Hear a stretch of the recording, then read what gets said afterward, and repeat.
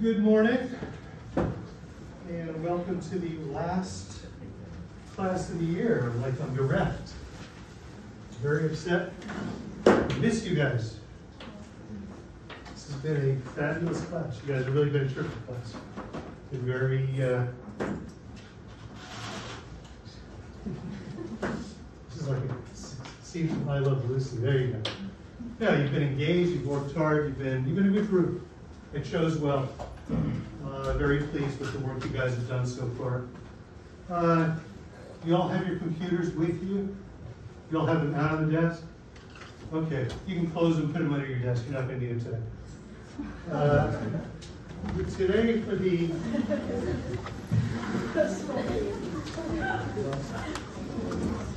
I go through a process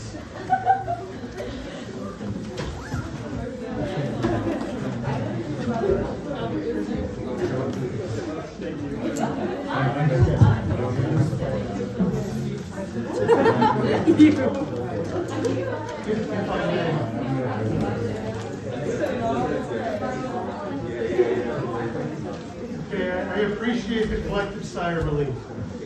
I go through a process at the end of every week when I try to take all the inputs from the stuff I hear from you guys during the week. A lot of you email me a lot, which is great. The questions I get, the comments I get, the people that talk to me afterwards, and I try to figure if my goal is to teach you the maximum amount of stuff I can in the next 7 days, how can I best spend the next week? So I was solving for two things this particular week. One was to get you to do a maximal amount of work on your own, to stimulate you to review, try to figure out what you don't know, so that when you came in today, you would have those little pockets of knowledge that you're most insecure about the stuff we've taught so far. So you would be primed to fill those things in. And the other was to prepare to cover as much possible stuff in what I usually use as a review as possible. So recall when I said the first week of the class that my goal every minute I'm in the classroom is to teach you and not to evaluate you. I could care less about the evaluation part. To me, that's transactional. You guys are incredibly good at it. It's not really why you're here, though. And it's very antithetical to entrepreneurship. Entrepreneurship does not lend itself to tremendous amounts of proactive planning. You got to be very reactive. So I have to fight against that. That does not mean that I won't, in some type of manipulative way, use the inherent grade insecurity that every college student has all over the world in order to further my end of teaching you as much stuff as possible. So, I never said I was going to give an exam today. You guys inferred that I may be by a couple suggestions I made. And it seems like you guys did a real lot of work this past week, which is exactly what we want. Okay? So, hate me, throw eggs at me, call me manipulative and that, but so be it. I think it's a good exercise. We are going to spend the rest of today, or a lot of today, running through the entire course. And if we have a little bit of time at the end, I know a couple of you wanted to pitch one last time. Hopefully we will have time for that. If we don't, I will make time to do it with you one-on-one. So if you want feedback on your pitches, we can do it here, we can do it by Zoom, we can do it after the semester. Once you've taken my class, you're part of the family. And unless Columbia revokes my email address, you can always reach out to me for anything. And some of your ex-colleagues do. You know, I don't mind it. You know, you put up with me for a semester, I'm more than happy to try to be value added to you. Okay, a couple other things about the work over the week. There were some things in the homework assignment you did previously, and you reviewed this past week. Many of you reviewed, not all. That were kind of like little subterfuge smart bombs. There were questions in there like, how big is the economy of the EU versus the US? And you're looking at it and you're saying, well, the answer is either the EU or the US. And the correct answer, which many of you got, was, what a ridiculous question. This is from a few years ago. This is pre-Brexit, this is post-Brexit. Whose measurement are we using? Sometimes, depending on who you look at, usually the US is bigger than the EU, but not always. So what's the reference point? That's the point we're trying to make. There are a few other questions in there that are just invalid. When I give a real final, which you may or may not experience next week, at the end of it, I do a statistical analysis of every question. And I end up usually throwing out 25 to 30% of the questions, because the distribution of the answers suggests either A, that I did a lousy job of teaching the point, or B, that the question was so ambiguous and poorly worded that the likelihood is you could know the answer and get it wrong anyway. So, going back to rule number 5, avoiding ambiguity and imprecise categorization, that's something we did. The other thing that I've done in the past, which may or may not happen next week, because you may or may not have a final next week, and I may or may not do this, is what's a final exam? It's like a phase 3 trial. And we talked about what makes a good phase 3 trial.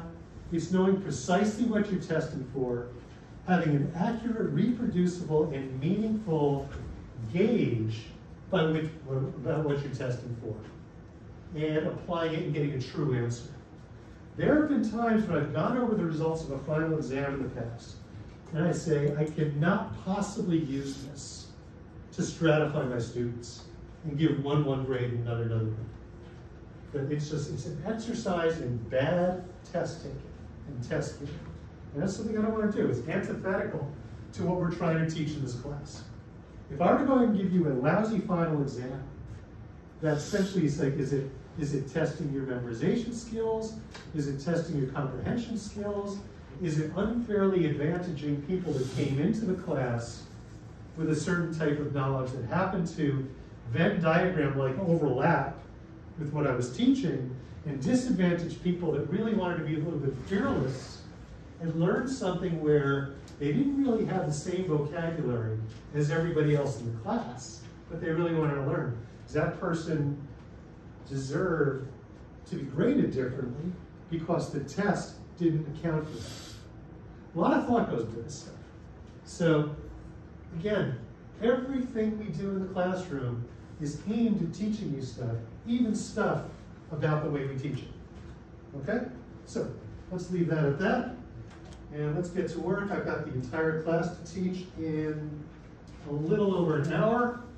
You guys know the name of the class. This is week 13. Thank you for making it. We're an entrepreneur. What next? You made a decision. And recall, we define 4 tracks of thought. Every day of the week you think of them. You're taking something from an idea in your head to a tangible benefit for someone else.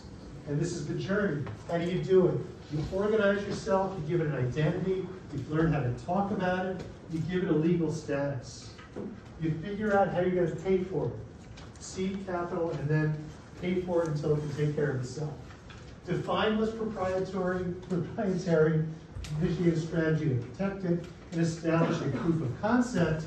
This track continues on into your operations. So in the beginning, you've got to show that your idea can work as a business. And then once you've shown that, you've got to show it can work as a revenue-generating business, as a profitable business, and a competitive business.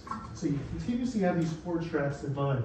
That translates into this, okay? Identity, name, description, pitch, business plan, business form, proof of concept, data that you do, data that other people do, results of sales, revenue things, business reporting, your funding strategy from seed through self-preservation, so keeping the company going on your own earnings, ultimately to business development if you decide you want to exit the company, and proprietary stuff, trade secrets, patents, etc.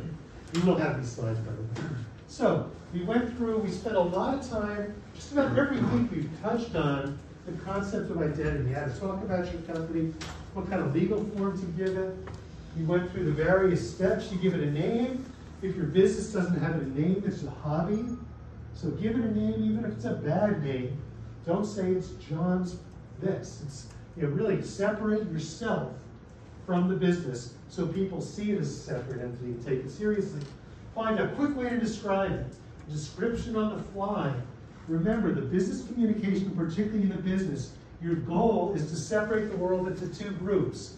The people that care and the people that don't. The people that care are going to be your partners, your employees, your investors, your board members, your collaborators, all the people you're going to do business with. The people that don't may be your best friends, relatives, future spouse, whomever. It's not like they don't count, but you don't want to spend a lot of time talking about your business with them. So you come up with a quick way to describe it. You get a signal from them. Sounds cool, love it, tell me more. Or you get the look off in the distance, the change the subject. Person never wants to speak to you again.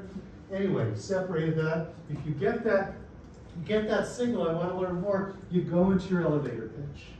Okay? That's the little script. And you're thinking to yourself, script, where's the creativity? Where is the ability for me to harness my imagination to be an entrepreneur?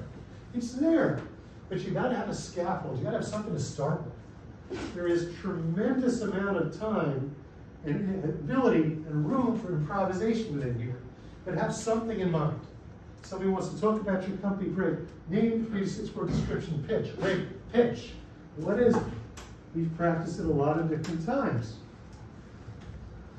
Problem being addressed, people affected, your idea, why you, and the number. Okay? It's a story. It's not a lot of numbers, not a tremendous amount of data. You're telling a story. You want to start off by getting to agreement with the person you're talking to that there's a problem to be solved. And you want to go from, I'm selling something to you, to let's find some common ground and talk about a problem we both want to solve.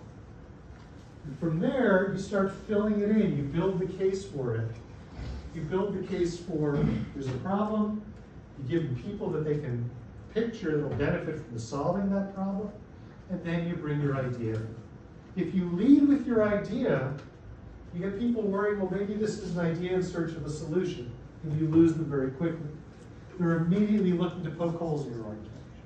Find the common ground first to find the problem. And then why you? Well, a couple of you, during the semester, or during your pitches, got to this stage and said, well, there's nothing that special about me. There's nothing that I can really say that ties me in that makes it more compelling. Well, that's not true. It's never true. None of you, and I'm not saying this is a pep talk or a big brother. This is part of your job.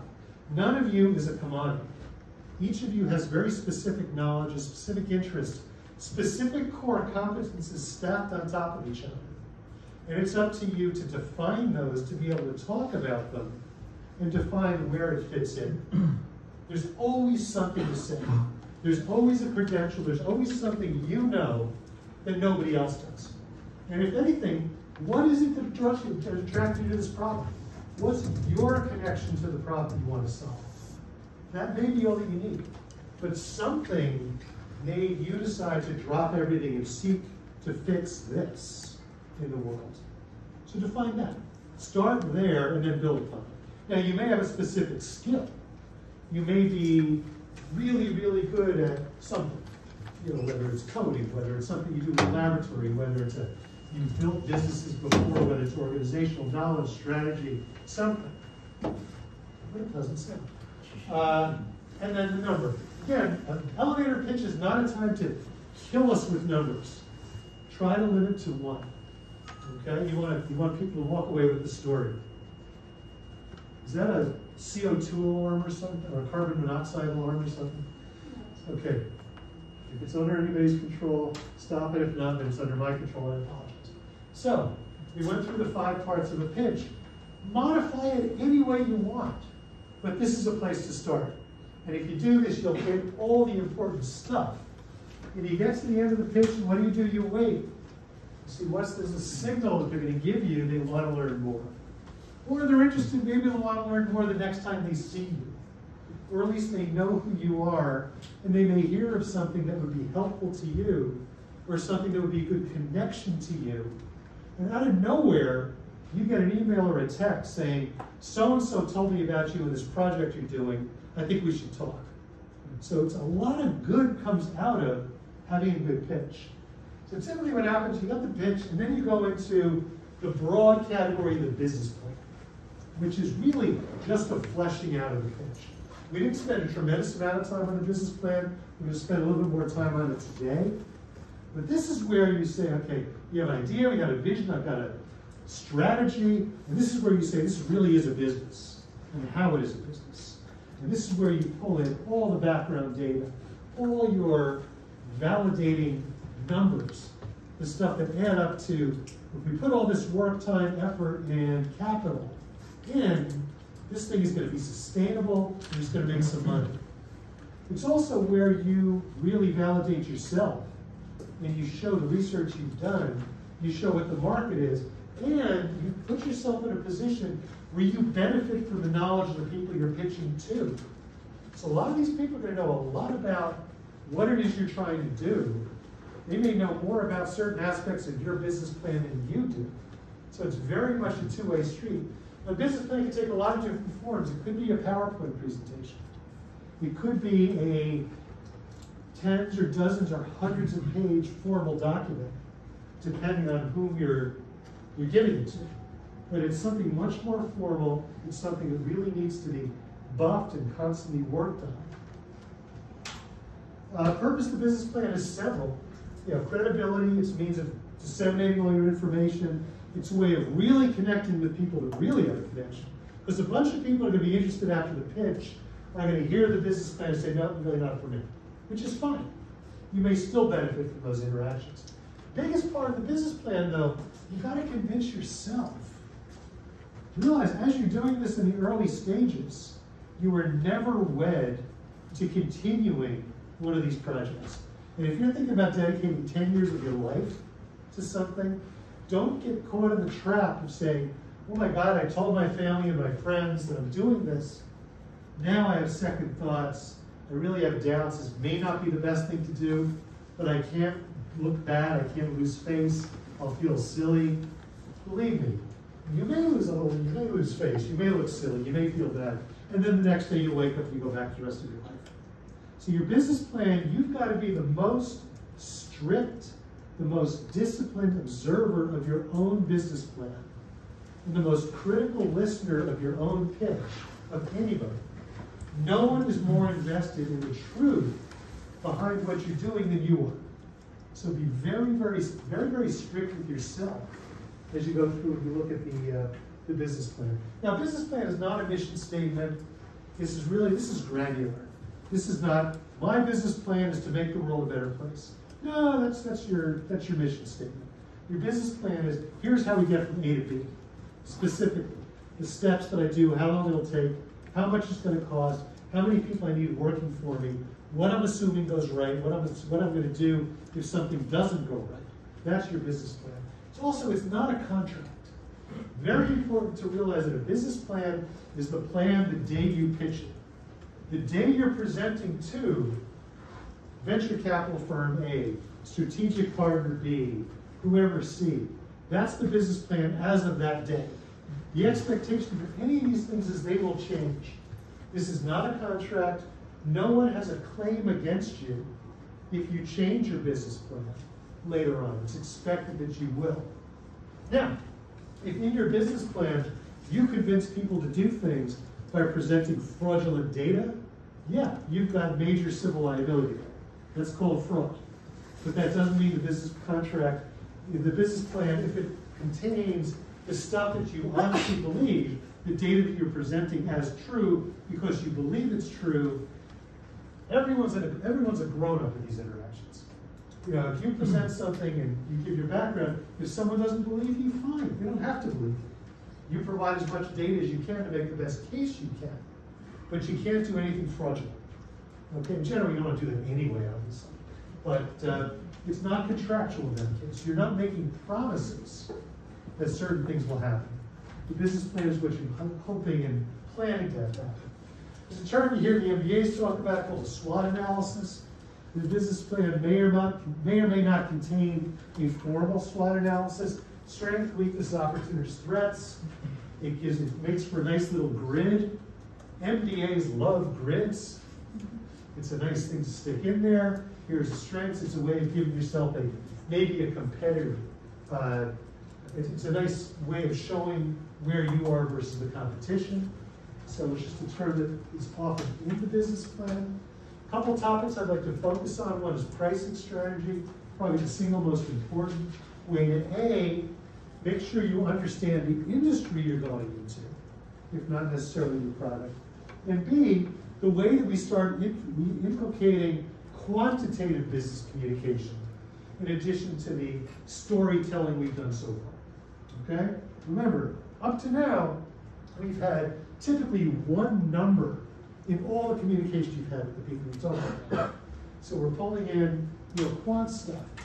Let's talk about pricing strategy. We've talked about this implicitly. We're going to talk about it a little bit explicitly. There's two worlds. There's worlds where you see a pricing strategy based on the demand curve of the marketplace. The demand curve by itself, the fact that you're going to make something that people will have to come to you for. More people will buy it if the price is low. Fewer people will buy it if the price is high. But it's not a linear curve. There are areas, there's a sweet spot where you can maximize revenue versus expenses by choosing to have a business of a certain size. This is your choice. Now, you can't choose both the quantity and the price, but you can choose the price and the quantity will fall out of it. And this is under your control. This is under your control only if you make the correct assumption you have monopoly power over what it is you're doing. So when we talk about rule number 4, know where your price comes from. Assess the marketplace. Know honestly that you don't have competition and you get to choose where on that price quantity continuum you're going to live. If you're going to make an iPad, it's 2000 and you're going to invent the iPad and you're going to charge $1 million for it. And you're going to be happy selling 20 of them. And that's the marketplace. Well, that's up to you. Nowadays, obviously, that choice isn't open to you. But you can choose. You can say 20 of them for $1 million, or you can put them $20 and sell $100 million. It just depends on how costly it is to build out the manufacturer and what kind of threats you have from other people joining. But for the moment, you've got monopoly power over this marketplace. This is what you see. You see the demand curve. Let's go to the other end of the spectrum. The competitive marketplace, you've got a demand curve in the market, but you've got a supply that you don't control. People can jump in and out of this market all they want.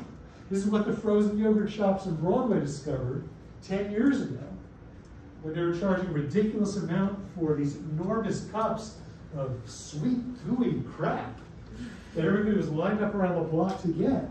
And then the next thing you know, we have yogurt shops inside the yogurt shops. Because it became so competitive, the supply got built out, the price went down, and the market reached an equilibrium price. Where is this equilibrium price? It exists inexorably just enough higher above the cost of production of that big cup of sweet gooey crap, or whatever it is that you're selling, to make it worth staying in business, but not expand and things of that sort. This is a very, very different business than the previous one. The previous one, you control the price. Here, the market tells you what the price is. And this will dictate different business assumptions. This will dictate different opportunities and different sources of innovation and entrepreneurship. And if you guess wrong, your business is going to fail. It will definitely fail if you guess wrong. So we've got two types of businesses. We've got the commodities. We've got a marketplace, indistinguishable product. And this is indistinguishable to the marketplace, not to you. And this is where the big mistake often is. my product is different enough that we will command a premium to the market. That mistake is made all the time. People will pay for our name. We will have brand loyalty. We will have first mover advantage, something. And we'll lock our customers in. When in reality, it's interchangeable. People will jump to the same thing if they can get it cheaper. Ease of entry in and out, low gross margins. How do we innovate in a commodity marketplace? We innovate by consolidating. We grow by consolidating. You're all doing the same thing. Do more of it. Benefit from economies of scale, and you really do well if you can drop down the cost of delivering the product. Because then, and only then, can you undercut the competition. So you undercut the competition, you remain profitable at a lower price. Remember, everybody perceives this as the same. There's no $25 tube of toothpaste out there. And somehow you have the same nice packaging, it looks good, your toothpaste is $1 cheaper than everybody else thinks it's the same, you will own all the toothpaste. And then you go out and you buy the Colgate brand name from whoever, General Foods or General Mills or whoever owns it, and you consolidate the toothpaste market, and that's the way you innovate. Everybody gets toothpaste under your name for cheaper, or, in great case, you move the market back to another time where you see the demand curve, and then you decide, okay, I'm going to split it up. I'm going to find a new way to get more money for toothpaste, and it becomes circular. But in general, usually the commodity marketplaces, you can innovate by doing things cheaper and consolidating. The economic rent, which is what we call the premium marketplace, the monopoly marketplace, name it what you want. You see the market demand curve. You have a product nobody else has. There's barriers to entry. The margins, i.e. the price minus the cost of making that thing, not your overhead, not the cost of running your business as a whole, but the cost of making that last unit. The gross margin there is higher. So it's more than just a little bit to keep you in business. You got excess profits there. You can use them for a lot of things. You can use it for marketing, advertising, growing your own market. You can use it to buy other businesses, build your business that way. You can do it for research and development. You can take that money and dividend it out to your shareholders. You can use it to buy back your stock. You've got excess cash that are involved in the business world. And that's where you want to be. But know where you are at those two ends of the continuum. So we talked about the gross margin. Probably the most important ratio in determining how competitive your business is. It's just the cost of the revenue you get per unit you're selling minus how much it costs just to make that unit. In years past, we used an example. We talk about our mythical bicycle company. Okay, so we're making a bicycle, and it costs us a few $100s to make that bicycle. That few $100s costs X dollars for aluminum, X dollars for tape on the handlebars, X dollars for chains and wires and things like that, and a certain amount of dollars for labor. That is the cost of making that specific bicycle minus the price. That's your gross margin. Gross margin can be defined as a dollar amount or a percentage amount. If there's one technique that I love having people go off into the world with after this class, anytime you get a ratio, turn it into an absolute number. Anytime you get a percentage, or anytime you get an absolute number, turn it into a percentage. So for things like clinical trials, things like gross margins, how much are we talking about? I love it when companies come to me and say, we have an X percentage increase, or this percentage better. I say, great, how many people was that? Our response rate for the drug was this. Our percentage improvement was this. I said, great, how many people did you test? How many people got better on this drug? How many people got better on that drug? They will always choose the way to report it that makes their numbers look the best.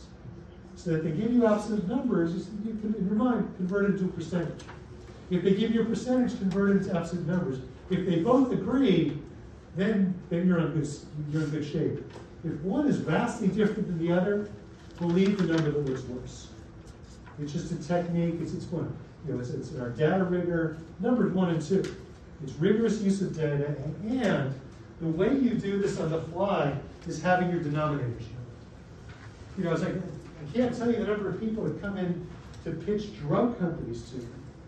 And they give me these total addressable market of X. I say, okay, great. Break down that total addressable market and say, well, this is the number of people, or this percentage of adults in the United States have this entity. And I just take the number 330 million. I just drop the, I say, okay, we're going, let's make it simple, go from 0 to 100. So if we're talking about adults, we're going from 20 to 60, say. 40% of that 330 million. And if it's all men, all women, you can have it half or not. And you just ask them. I say, so you're telling me that 120 million people should be on your drug. And you can do this during the talk. You know, it's like you make a little calculation and then, let's go back to slide 3. You said the total addressable market, and you're telling me that 1/3 of the people in the United States should be on your drug. And see what the reaction is. You know, it's very often, it's amazing, very often the meeting just stops dead in its tracks. Either because they realize that, boy, I didn't realize it was that big. Or, yeah, I'm really overstating it. Or the best thing is when they say, it surprised me too, let me show you how I derived it. You know, and they convince you. But if you take the percentage in absence of the absolute, or you take the absolute and you don't have a denominator to be able to tell what the magnitude of it is, then it's just a great on-the-fly technique to make you very effective at pulling data in and assess the quality of the data and assess the quality of the presenter. The flip side is true too. If you assume that the people that you're going to be pitching to are going to do the same thing, you're going to be ready for that question. So when you go through your business plan, you got a whole bunch of numbers in there, a whole bunch of percentages. Be ready on the fly to convert them into numbers. And that way, and also if they miscalculate, you can call them on it. So be ready to engage in this nice simple technique that works beautifully. Gross margin is one of those things that lends itself both to numbers and to percentages. Because somebody says, yeah, we have a gross margin of $100 on this thing. So, all right, well, what's the price? Is it a $100 gross margin on a $200 price tag? Or is it a $100 gross margin on a $10,000 price tag? Obviously, that's a pretty extreme difference, but you know, figure it out. Don't let them get away with incomplete data presentation, and don't try to get away with incomplete data presentation, or even worse, misleading data presentation when you don't have to. And the fastest way to clarify is to make sure your percentage and your absolute number match. Okay, now we define commodity on one side, we define monopoly on the other. Obviously, there's a big group in the middle. Rather than talk about every possible permutation, there's that big group in the middle where we have oligopolistic competition. There's a lot of things in the marketplace, all trying to differentiate themselves, all trying to command a little bit of economic rent to push their gross margins higher, to give themselves more profit to funnel back into the business or use for promotion or R&D or to buy back stock or to dividend out to the shareholders. And this is where they compete on everything except this. It's not a collusion in the marketplace usually, occasionally it is. More often it's just an arrival at a market price, and the dynamics of the industry, there's a little bit of innovation so the price gets driven down. There are some people that are there's some companies constantly trying to find an edge on something. Some means to identify a group of customers that will pay more than just all the competition, and then everybody else copies them. So it's a dynamic thing. And this exists in all of consumer marketing. It's very, very common, something to know about. Just to make sure that in your business plan, you're not mistaking your premium price model, your maximal economic rent model for one of these. Because this too, your business may last a little longer, but a lot of your assumptions are going to fall apart. So you look at all this long list of things in one book's definition of how to write a business plan. And if you Google or you go to Amazon, how do you write a business plan? There are numerous books to pick in, little cookbooks, recipes, follow this plan. what you're really doing is you're just taking your pitch and you're fleshing it out. So you can use this as a guide, you can use another book's table of contents as a guide. Any way that better helps you talk in depth and present what it is that you're doing in a more in-depth way, incorporating lots and lots of numbers and supporting data. Remember, you're validating not only your plan, you're validating yourself. And that's what the business plan does. So, I don't know why I have repeats of that. So we talk about we're bringing numbers in, and we get to revisit that which we flogged last week, which is accounting, which is our new, the way we communicate in the business world about numbers. In accounting, we've got this standardized way of just presenting what our company is all about in a data-driven digital way versus the storytelling analog way we did it before. And we've gotten that down by doing 3 financial statements. I'm not going to keep repeating this over and over again because you did it last week. But the important thing about accounting is respect accounting. Accounting is the genome of business. It's the periodic table of business. It's the means by which we all look at something that's purported to be presented in the same way with the same rules. Now, that doesn't mean it's all super reliable because, as we talked about last week, you can fudge accounting. But at least we have a common place to start. Accounting is like a universal spoken language that everybody agrees on the same nouns and verbs. So we can communicate really, really well until you start using adverbs and adjectives. But in general, the nuts and bolts, the foundation is there by which we can communicate uniformly.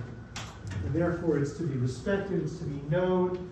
My goal here, and as I saw some of the very good questions that came in from the homework assignment and some of the questions last week, my goal in this class, talking about accounting, is not so much to make you guys bookkeepers, to know what journal entry to make for each specific transaction, other than to know what the basic rules are for the journal entries. My goal is that you don't fear accounting, that you don't become the people that see the financial statements and leaf through those pages because I don't speak that language. You do not want to be that person.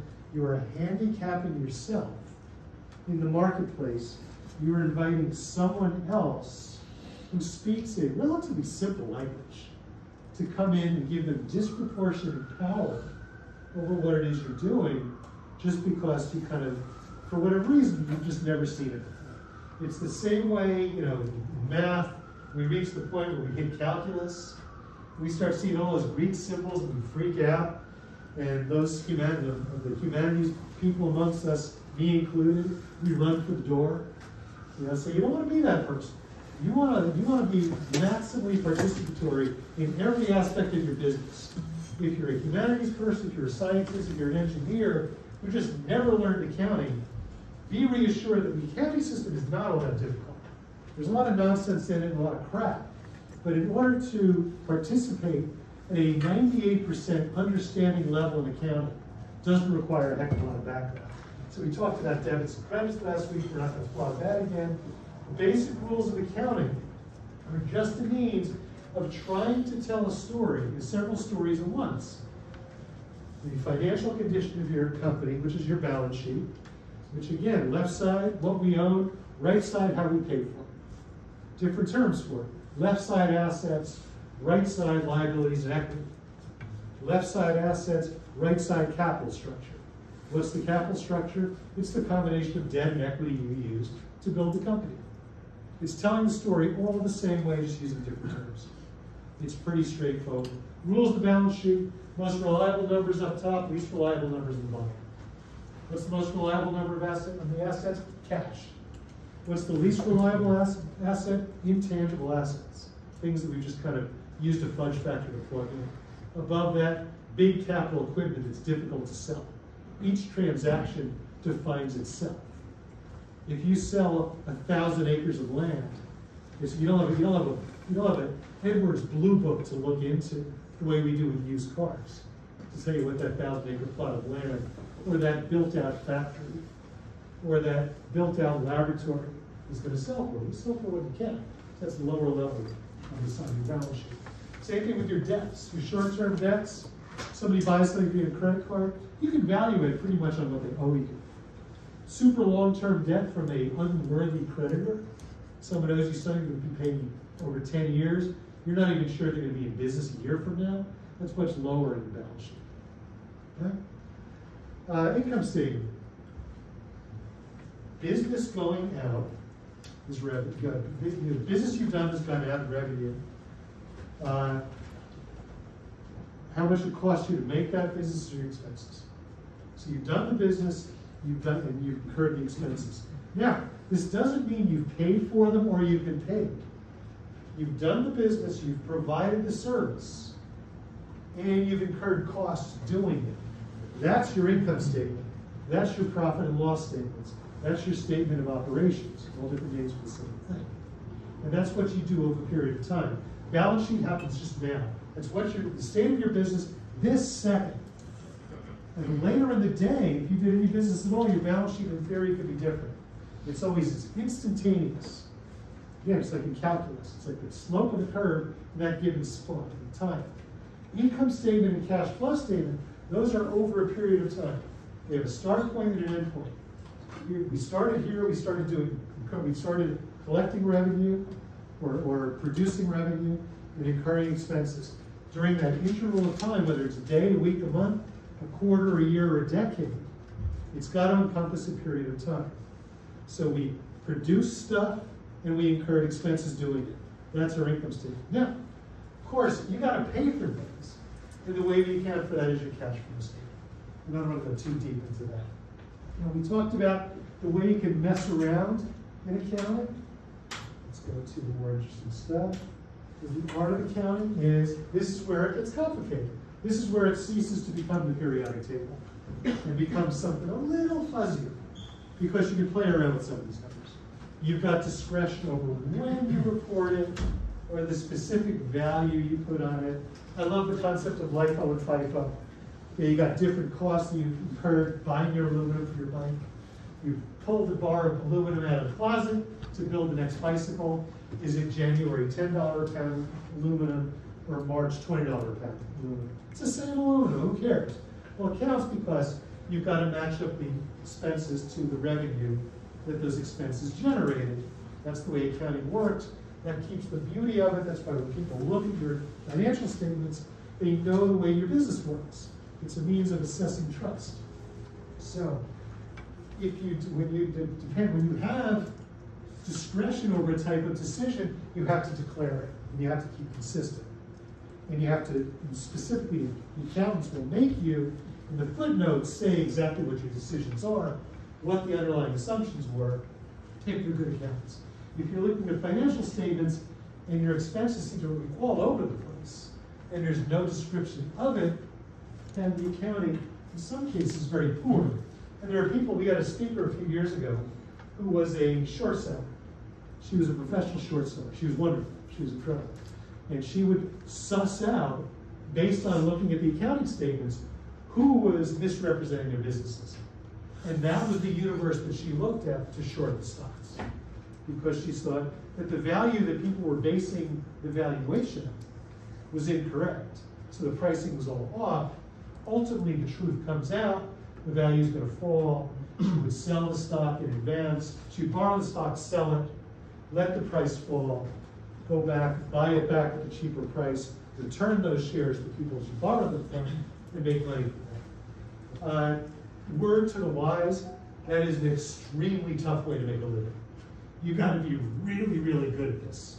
One of the problems is with a short sale of stock, this is parenthetical to the class, when you sell a stock short, you are limited to a 100% gain.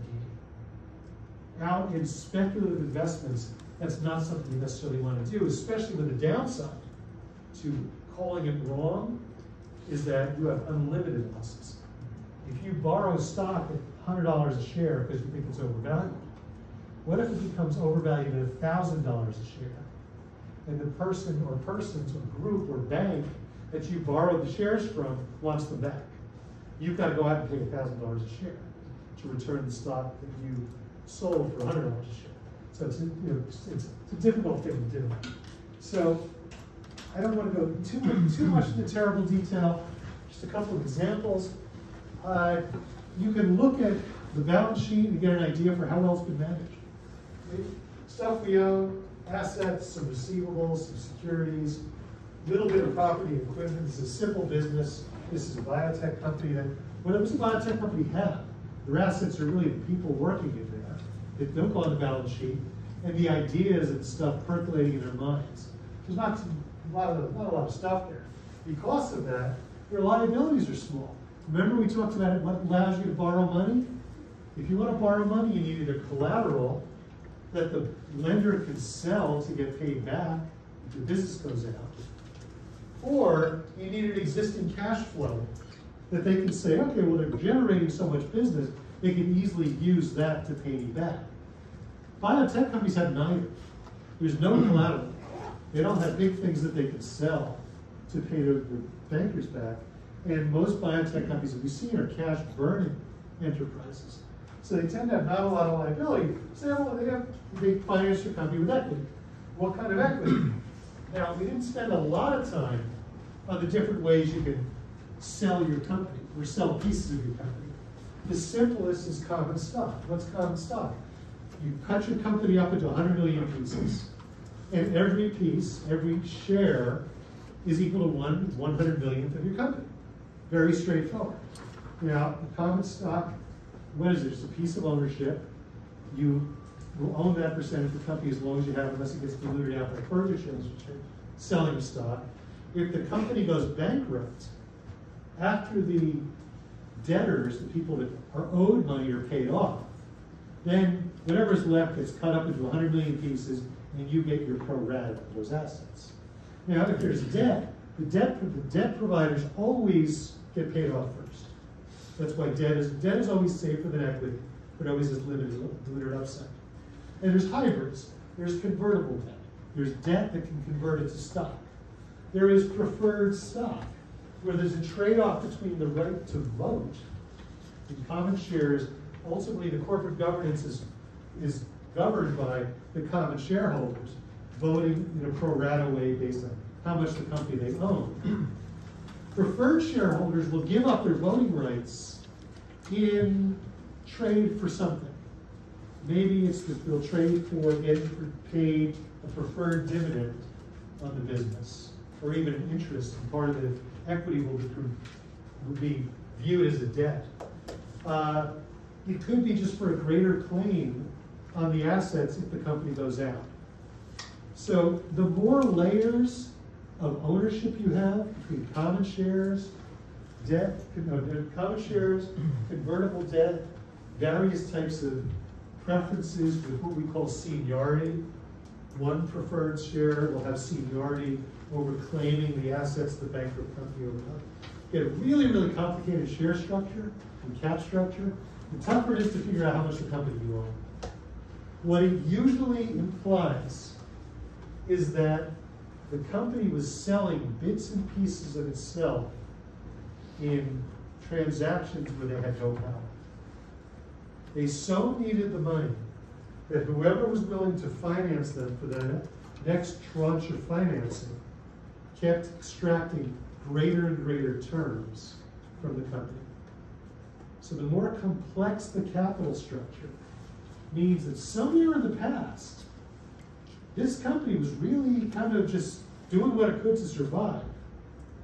And what's existing there now may or may not be a good way to go forward. It may be that the amount of stock you own in no way really reflects how much money you really put into it. That you own a disproportionately less share in the future of this company than you think you did, because these others have come along and extracted better terms than you were able to get. So it's an important thing to look at.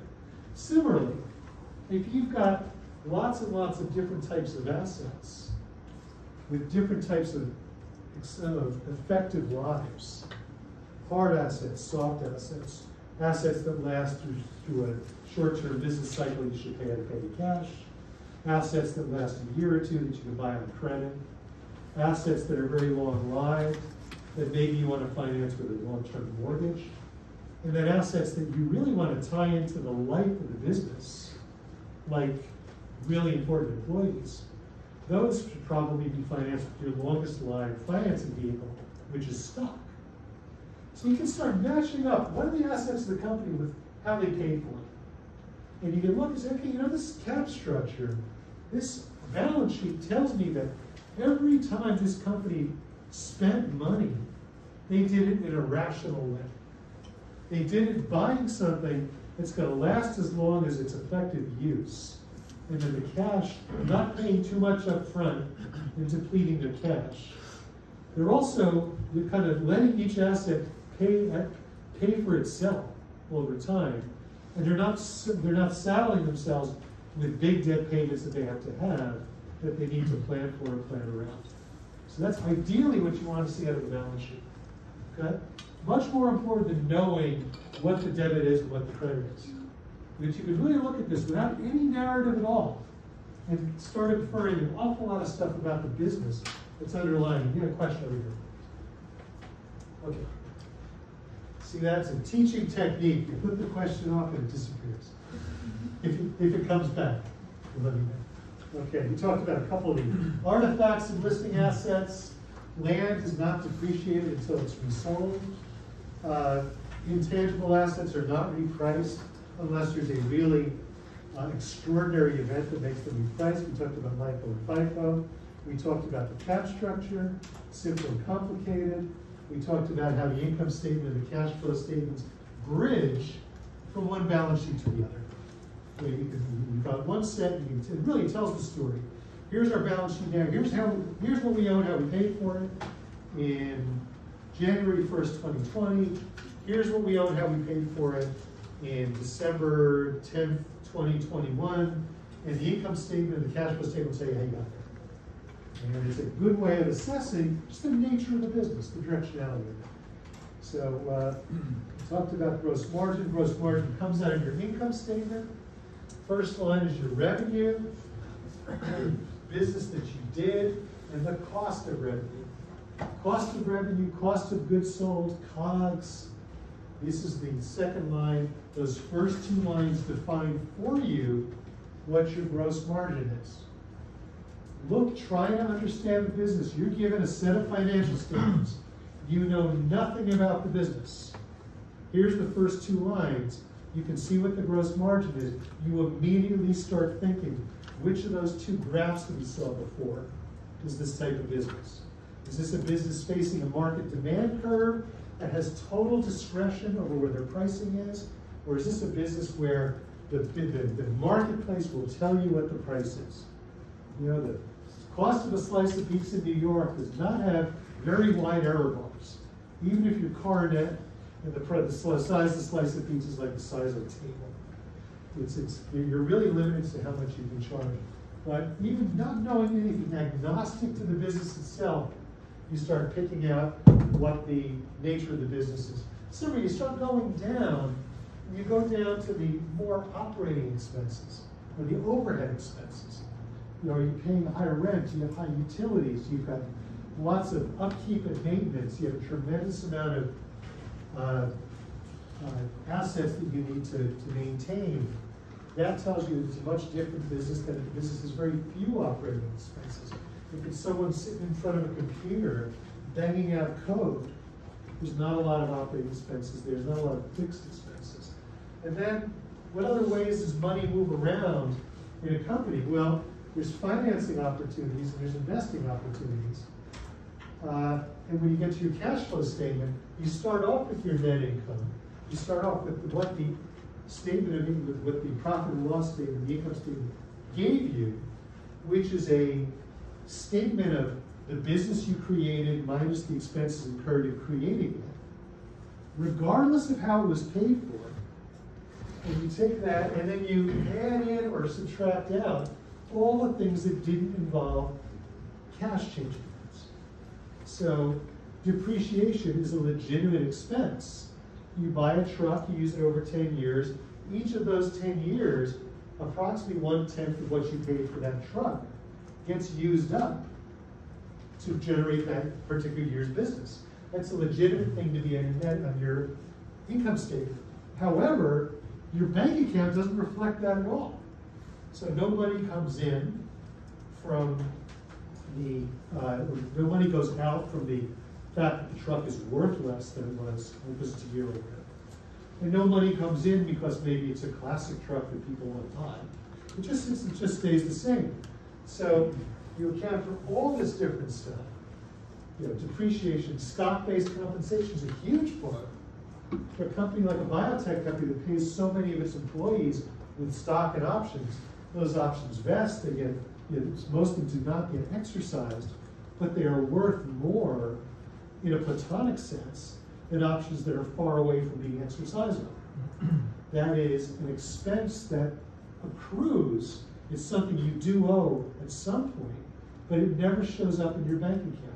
So it will show up in your income statement, so you net it out in your cash flow statement. So cash flow statement essentially says, okay, back where that first, for the first day of the income statement, what would the bank account balance? What is it now, and how do we get there? Why is this so important? Well, it's so important because you can have a tremendously profitable business that goes bankrupt because you don't have the cash to pay your bills. Your creditors don't care that you've got an enormous asset base or you have so much promise for the future. They want their money now. And unless you have a means of borrowing it or selling something to get that money now, eventually those debts accumulate and you may be forced to declare bankruptcy or go out of business or sell a big chunk of your company or something to take care of that. And that's the nature of why we do accounting. Because the story just isn't enough. So very basic stuff you get from question. You can account, the company pays bills. You go right to the balance sheet. They've got cash, they've got securities. So marketable securities means they own stock. They own stock in things. If you own stock, there's always a market to sell it. It may not be the price you want to sell it. If you're really hurt for cash, you sell your stock. You've got, okay, we start moving down in reliability. You've got accounts receivable. People owe you money. You're probably going to get most of it, but there's a little probability some people will default on it. So you go down, you have current assets. Current assets are those which you can mobilize quickly, typically within a year, and that's netted out against your current liabilities. How much money you owe. So if it all came due, all your current liabilities came due tomorrow, you'd be able to marshal the cash to pay. Maybe a little painful, but yes, you can pay your bills. You get that answer to that question on your balance sheet. How profitable are the products? You already showed the first two lines of the income statement define your gross margin. So it may be a 50% gross margin, maybe a $100 gross margin, but you can define it both in a percentage and in an absolute way. And that tells you, comes out of the nature of the business you have. How much the company would I own if I buy some stock? We talked about this already. You go to your cap structure. Here's a cap structure with nothing but common stock. It's beautiful. You buy a share of that stock, of that company. If there's 10 million shares outstanding, you own 1/10 millionth of the company. It's a beautiful, precise answer.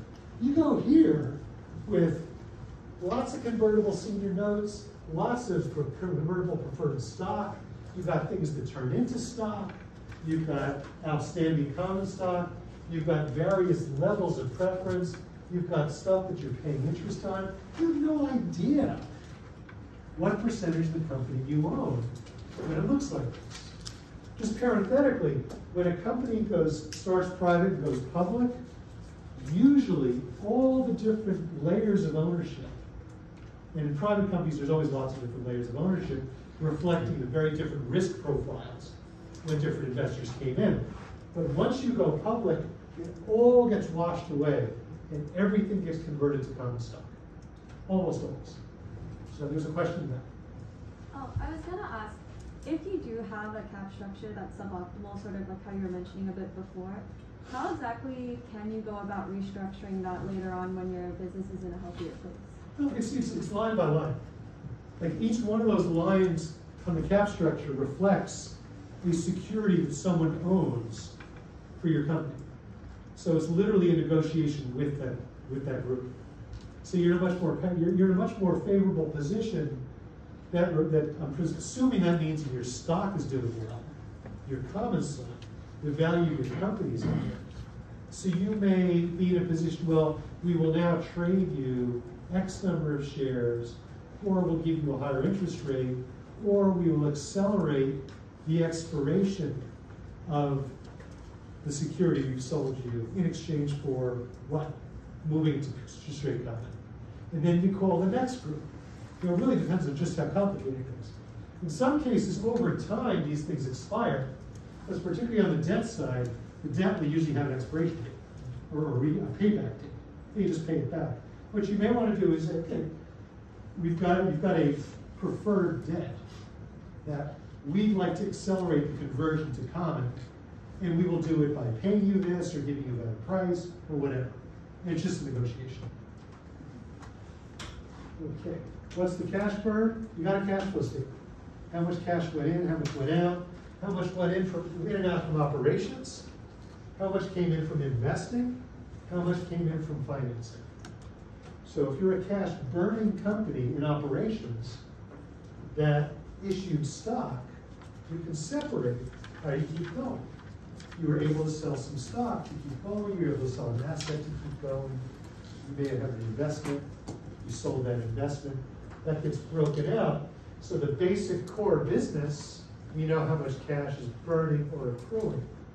But we also know the other two ways that cash moves in and out of the company get segmented.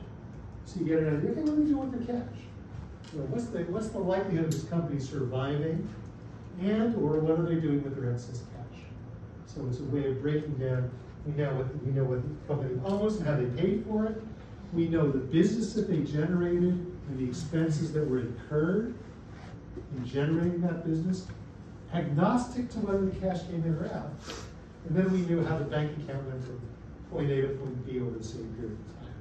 That is the three financial statements that we have chosen as a business world to use as our digital communications medium that's accepted the world over. Okay?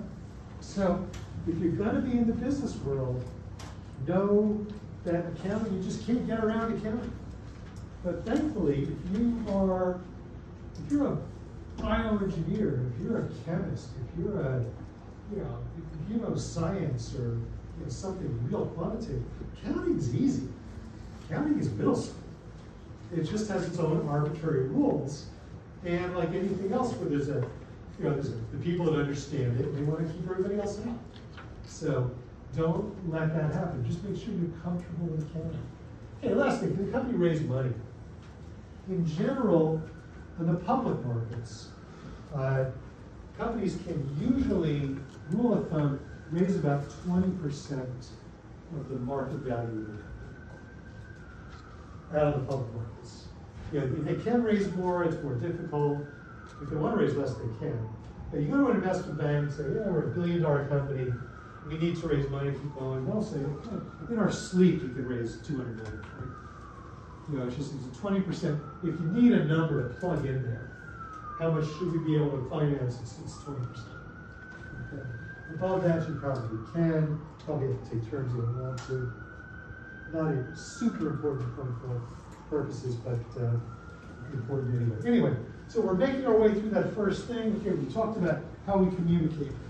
50 minutes, and all we've been through is communication, because that really shows how important communicating is, the common language of business formation, the different ways we communicate with the different actors involved, different people we need to share info with, what the unit of communication and exchange is, how it's allocated between storytelling, convincing and selling, and just digital data production. That is the communications module. It is so much of the entire business world, and obviously so much of entrepreneurship. There's a question in the back, we'll hold off for a minute. I want to quickly run through, this is important but boring. When you're a company, you need to choose a legal entity, a legal structure. If you don't, it gets chosen for you. You don't want that to happen. So you choose your company. If you do nothing, and it's just you, you are a single proprietorship. You are the company is you. Anything that comes in, any profits get taxed the same way you get taxed. any liability that arises from the company, whether you borrow something and don't pay it back and get sued, or someone trips and falls while you're interacting with them in a business sense, you have the same liability the company does. The company has the same liability you do. So and this is legal. This is not, this is, you will be considered this if you do nothing. If you didn't fill out a piece of paper, it doesn't matter.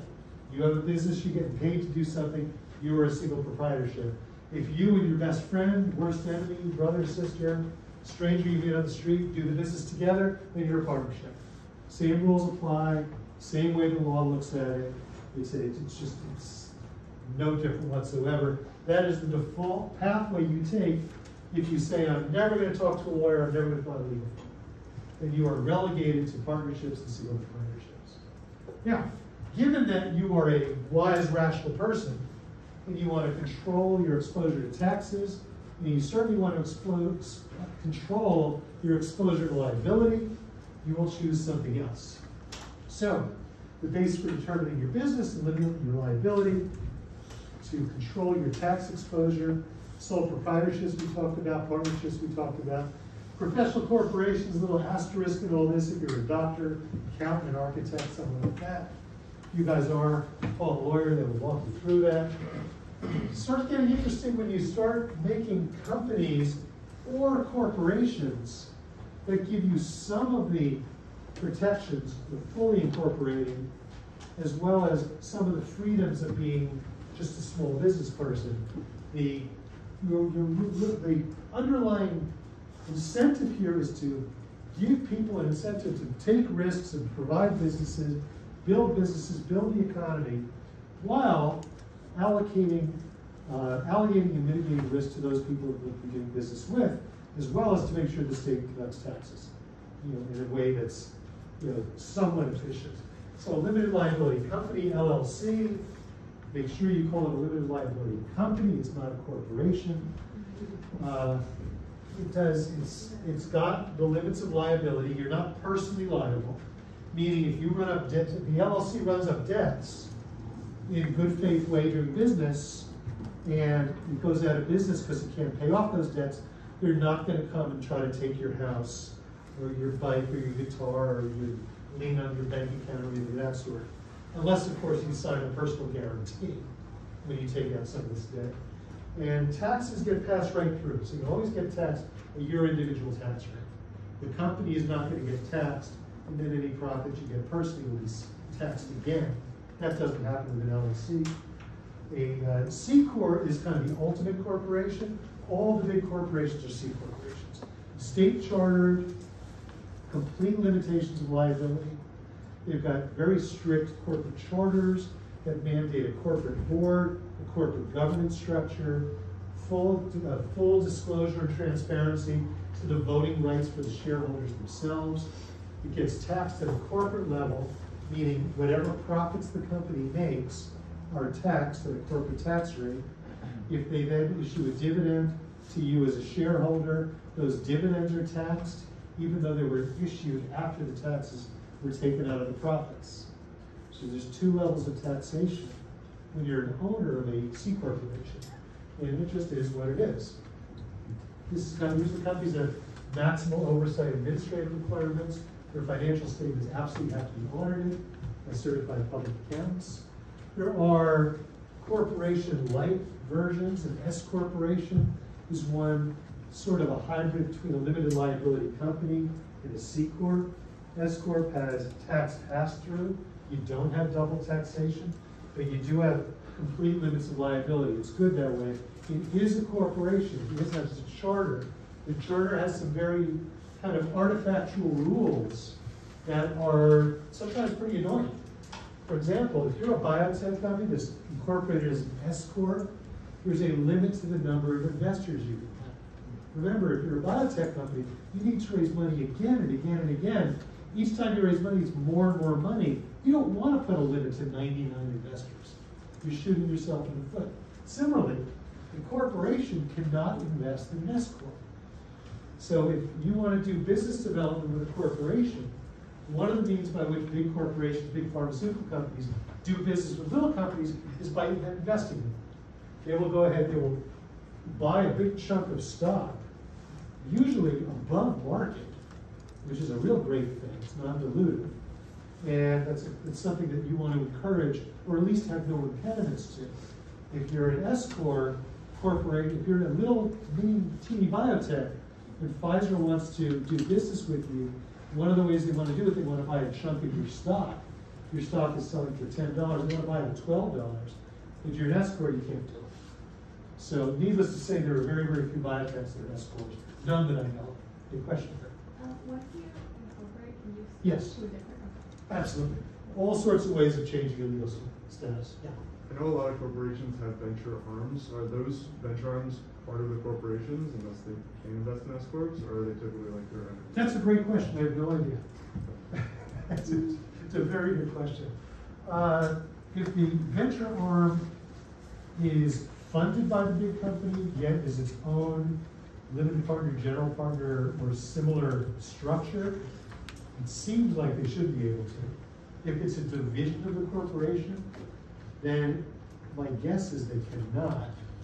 But realistically, the types of things that we see these companies invest in tend not to be S-Corps. But it's a very good question. Okay, artifact or just an asterisk to this benefit corporation. Some states have them, some states don't. These are for-profit corporations that are allowed to deviate in their corporate charters so that their fiduciary duty goes beyond maximizing returns to their shareholders. In Europe, the corporate charters, companies like Germany, for example, will include the benefit and welfare of their employees, the community, the environment. In the US, none of that crap. But obviously, depending on your political leanings, mine, is there's nothing wrong with that. Yeah, I think it's long-term profit maximizing to include all these things. You just can't say it explicitly. Some activist shareholder will come along, buy a chunk of your company, will sue you, try to get rid of the board, and say you're not doing your fiduciary duty. You're not trying to maximize shareholder return.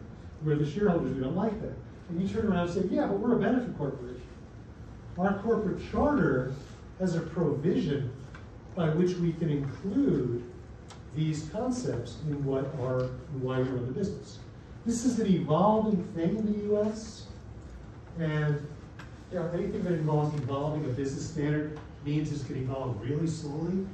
Anything that can involve being something less profitable, you could be even slower than that, but it's something that's going to be evolving over time, we'll see. Now, don't confuse this with nonprofits.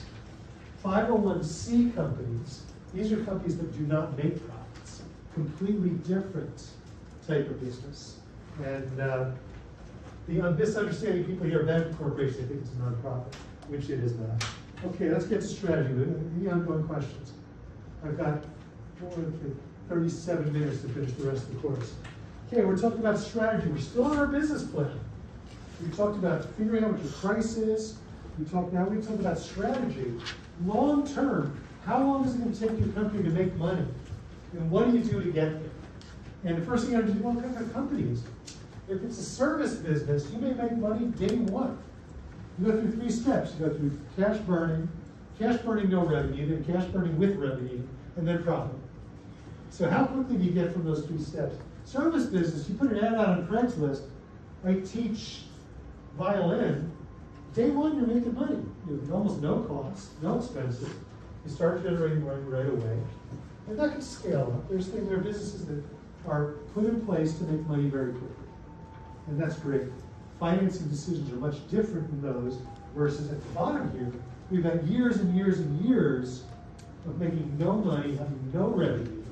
You have to keep either borrowing or selling the dream, the selling pieces of the company to finance the future. And you got things kind of stratified here. Service business, franchise, software, light manufacturing, heavy manufacturing, screwdrivers or no screwdrivers, electric tools or no electric tools, land or no land, exploration. The only other thing that's really like biotech, we drill for oil. We dig deep in the ocean, we look for treasure. That's kind of hit or miss optionality type of risk profile. They can be very, very long times before they start making money. What's the first thing you do? You survey what kind of business you have. How long is it going to take money? Now, overlying this in our own favorite industry is an evolution of how we do this. And we talked about these various steps in drug development and how it's gone from, name the continuum you want to apply to it, analog to digital, from happenstance to proactive planning, with data collection, and step-by-step decision making. But starting from the collective community accumulation of knowledge from chewing on bark and eating flowers, which demonstrated over time with pretty decent data that there's a cause and effect here, which resulted ultimately in the development of salicylates and digitalis. Through the penicillin, we all know the story about penicillin. The mold grew on the petri dish, and the petri dish the mold grew on didn't grow any bacteria. Let's play around with the mold, see if there's the cause and effect there. There was. Again, this was luck. Then, through the use of plant experiments on animals, isolating the origin of insulin into the pancreas, and then doing some really kind of crazy experiments like, well, let's grind up the pancreas and give pieces of it to the animals and see if we get the same effect that, if we can affect this diabetes group of symptoms that we've noticed before they even knew what insulin was. So each depending on the tools at hand, you logically apply them and you bring change in that. In the beginning, the tools at hand were our senses. Sight, taste, smell, and the observation of pain or difficulty breathing. And then as gradually over time, we develop things like microscopes, flow cytometers. We elucidate the human genome. We find means of getting reliably molecules to the external, into the circulation to interact with proteins, onto the surface of cells to interact with proteins, inside the cells to interact with the cytoplasm, inside the nucleus to interact with the DNA, and then means of more and more precisely interacting. Like you can just blast the DNA, kill it. You can get it to stop developing, you can stop replicating. You can cut pieces of DNA out and replace it with something else. You can identify the single base in a single node, in a single portion of a single chromosome, swap that base out, getting more and more and more and more precise. And that's, it's got here in yellow. That's been our case studies in biopharma. Unfortunately, each time we do it, it gets more difficult, more specialized, more expensive, and takes more time to do.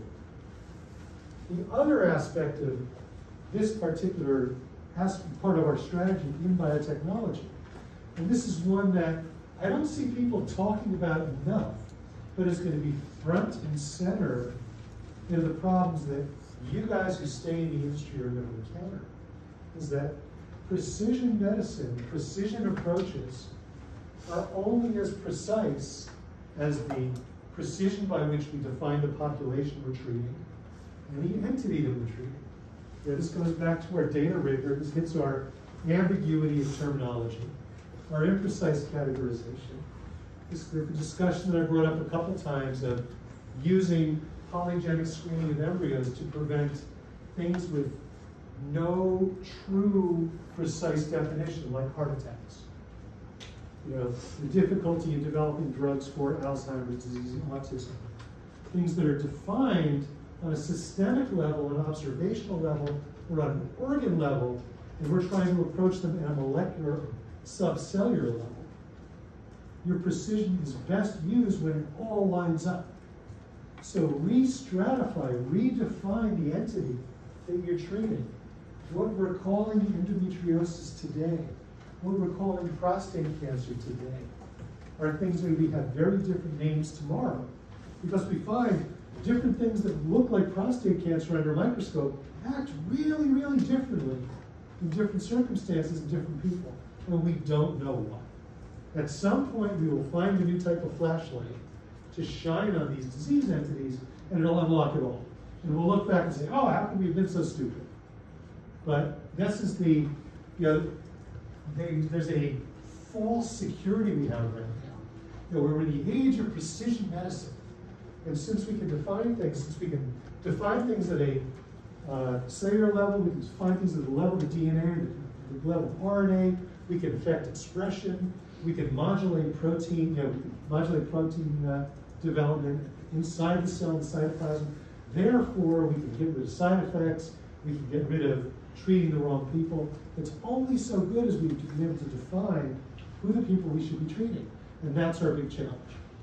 Okay, so we've got one foot on the gas, but we haven't taken our foot off the clutch, for those of you who know how to drive a stick, in some of the way we approach our strategy for biopharma, which means that it's difficult to make predictions. It means there's still way too much optionality for each little step of the way in drug development. Much more so than in strict mechanical engineering. We know how to build a car. It's a lot more difficult to build a rocket ship. It's even more difficult to build a molecule and to predict how it's going to function inside the human body. Deep space is more predictable. If there's any astrophysicists out here, I apologize. Deep space is somewhat more predictable than what happens inside the human body. The human body is extremely variable. Therefore, all that optionality makes funding difficult. So you've got this development cycle. You've got lots and lots of stuff you're doing in your company, and and you've got to keep paying for it.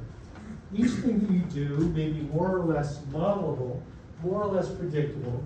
There's risk and uncertainty for every single step. And you've got to mitigate that optionality. Different people will be willing to buy different levels of risk for different levels of return. So each step of the way, from friends and family spending your own money to get the company started, what's the risk of starting the company? Well, if you're putting a few $1,000s in, your family's putting a few tens of thousands of dollars in, what will the end of it? You'll have a company. It's not that high risk, actually. The fact that the company will be started, they expect to make a profit out of it? Yeah. Those are not expectations at all. They say this is something we believe in, lots of good reasons to give money here. But then you start going into, okay, I'm going to fund the late preclinical work that's been done to prove that this could be a drug, maybe, once we find a way to get it into humans, and be able to find that the drug may help people in a way that's going to be worthwhile and justify spending more money. Then you've got tremendous optionality. You've got a very subspecialized group of people who want to spend money to do this. And each step of the way in drug development, from the most basic science, stuff done, many people like yourselves, or in the labs here at Columbia or at the NIH, where they're not looking for applications. They're looking to fill out the basic science knowledge. And then you start saying, okay, your next steps: target identification, target validation, lead generation, identification, and optimization. As soon as you have a target, clearly you have a goal. You've got something you want to hit, something you want to do with it. You've got an enzyme that you want to encourage, you want to inhibit it, you have cell division that's happening, you want to make it stop. You have some type of reaction that you want to affect. So you generate a bunch of experiments. Experiments get more and more expensive the more specific they are. It's a lot easier to do some experiment on cell culture than it is in an animal. It's a lot easier to do an experiment in a small animal than a big animal. It's a hell of a lot easier to do an experiment in an animal than a human. The difficulty translates into huge stepwise increases in cost. And that's as we go through this. We've walked through clinical development. There's a lot of different biotechnology business models to tackle these challenges in different ways, just like there's a lot of different ways of selling food to tackle the problem of people being hungry and wanting to eat. You know, you can sell bulk food, you can sell raw food, you can sell food in markets, you can sell it on a street corner, you can sell it in a small restaurant, a big restaurant, you can deliver it by Uber. You know, there's a million ways of meeting that particular need, solving that problem. How do we solve the problem of taking science and making it into tangible benefits to people? All sorts of different types of companies that you can develop depending on where you want to live in that list of competencies you need to do. So discovery-based. There's the slide before. Discovery is way back there, right after basic science. We've got a basic science piece of knowledge. We're going to use this to find targets. We're going to do work in laboratories with animals, and we're going to move things along that way. You do that, you're a discovery-based company. And you can decide where to stop, too. You say, I'm going to discover targets, and I'm going to sell them. Or I'm going to out-license to somebody else, let them do the rest of the work, and I'll take a royalty, or something along those lines. There's in-licensing companies. Companies that say, I don't want to go near a laboratory. I'll let somebody else do all the work. As soon as you're ready to go into humans, you come to me, we will come to some type of contractual negotiation where we will split the future proceeds. And that's that type of company. They're virtual companies. Companies that say, fine, come to me, I will in-license what you want to do, I'm going to turn right around, hire a contract research organization to do all the work. I'm going to have a teeny little office with 3 of us, that we essentially pay the bills, we do the bookkeeping, that's what we do. We are molecular talent scouts. We don't want to touch anything. We are as close to fund managers as we get. And that's the way we're going to run our biotech. Then there's platform companies who are operating a specific drug. They develop a specific platform. The platform may be CRISPR. It may be a certain type of bispecific antibody. It may be something that is a way of taking technology, making it more complicated in a way that works better, and applying it to lots of problems all at once. In my shop, we have something we call the science projects. Somebody comes in, presents their data. I sit there and I say to myself, if I was writing grants, I'd give them a check right now. I just do not see how this translates into business. And along the way, every biotech company has to ask themselves, am I turning into a science project? Because if you do, it's death in the company. The science may live on, but forget the company. Finally, there's something called a FIFO, or a fully integrated pharmaceutical company. They do it all. They do that whole thing from generating the basic science, or taking the basic science, finding targets, all the way through knocking on doctors' doors and trying to convince them to prescribe the drug by bringing pizza for lunch. Okay, along with this, you got the funding cycle. We went through this, I'm not going to go through it in tremendous detail because we've hit it so many times. Seed capital, crowdfunding hasn't really taken off, probably won't. Angel investors and venture capitalists. Have you ever seen an angel investor and a venture capitalist? Angel investors spending their own money, venture capitalists raises a fund from others and invests that. It's it used to be that angel investors were a small amount of money, venture capitalists were big investors. There's some people who are so wealthy and not a value judge, but just have tons of money to run. They run their own family offices.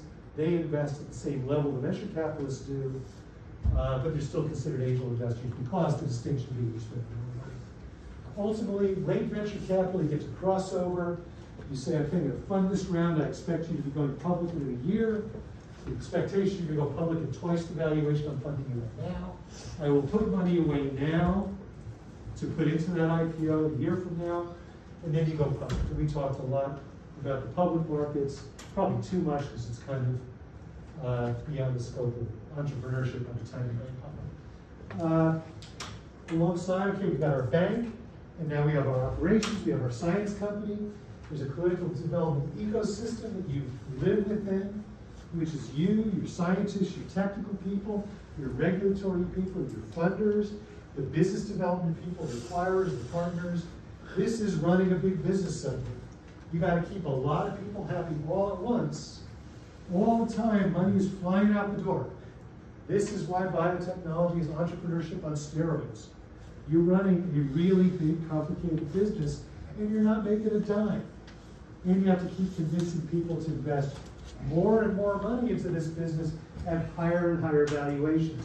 Good luck. And we talked about the FDA. The FDA is uniquely important in the biotechnology industry, almost versus any other industry, because they write the rules. Everybody follows the same playbook in this industry versus other industries because they send it's a serial playbook. It's a bummer because the FDA can be arbitrary, the rules are really strict, sometimes these submissions are in the tens of thousands of pages. On the same hand, the unspoken, we speak about it, the benefit to having the FDA is you have predictable value inflections, predictable times when you can look at the company and say, they're going to announce their pivotal data on this date. At that point, this company, if the data is good, it's going to be worth a hell of a lot more than it's worth now. having that calendar of value inflections, that calendar of things that you can count on to go well, is what makes this business work. It makes guys like me able to rationally invest money into cash-burning businesses with the expectation that we're making rational, good investments that will generate a return. If we didn't have this set playbook, and every company was winging it their own way, with their own strategy as to how to get a drug to market, and the FDA didn't standardize it, it would be a hell of a lot more difficult for these companies to go out, present their vision, present their strategy, and have people understand it. So the FDA does us an enormous favor in making this business, making this industry investable. And we talked about the underlying impulse of the FDA. It's conservatism, wanting to be like Francis Kelsey and keep thalidomide off the market. It's wanting at the same time to facilitate new cures when there's nothing, to keep groups like ACT UP from camping out the FDA and throwing red-filled balloons at the building. It's a difficult business to run. We've gone through process in very great detail. If anybody has questions about what's the difference between a phase 1 versus phase 2 versus phase 3, very important. Why do phase 3 trials fail? This is that intersection between analog storytelling, imprecise data, and really precise good data. And this is something that you're rolling your eyes because I talk about it over and over and over again. The rigor by which we examine every node in the clinical design process, every node in the decision-making process. It's why I used the issue of trying to truthfully design and grade a final exam as a metaphor for designing and getting reliable data from a pivotal trial. You really want to make sure that what you're measuring matters, that your measurements are accurate, that the statistics you apply to them are meaningful, that you really truly are teasing out a clinically relevant benefit from all the background noise created by imprecise enrollment in the trial, or measuring the wrong endpoint, or an endpoint that has so much variability each time it's measured that you need to have a trillion different data points in order to compress the error bars around those numbers. And it's more than anything, it's a skill and competence that makes the better we get at it, the easier it is to justify hundreds of billions of dollars, ultimately billions of dollars on individual clinical trials. And it's ultimately going to be what makes this industry continue to thrive, is that the cost of drug development has to drop. And a lot of the drop has to come from us doing it better. And the nice thing is, we got better and better tools to make it better. And it's reflected in our process, which resulted in the drugs that we make. So we talked about that. After phase 3, if you work, great. Let's wait for the second phase 3 to read out. If it works, great. Apply for your new drug application or your biologics application, NDA or BLA. Wait 6 to 9 months. FDA gives you an approval. The approval is very specific. Here's the people you can treat with it. Here's the people that you can market for. Here's the people that you can claim it works for. Now recognize, doctors have the discretion to take a drug that works for one thing and use it for something else. That's allowed. The drug company is not allowed to discuss it with them. They're not allowed to promote it for that use.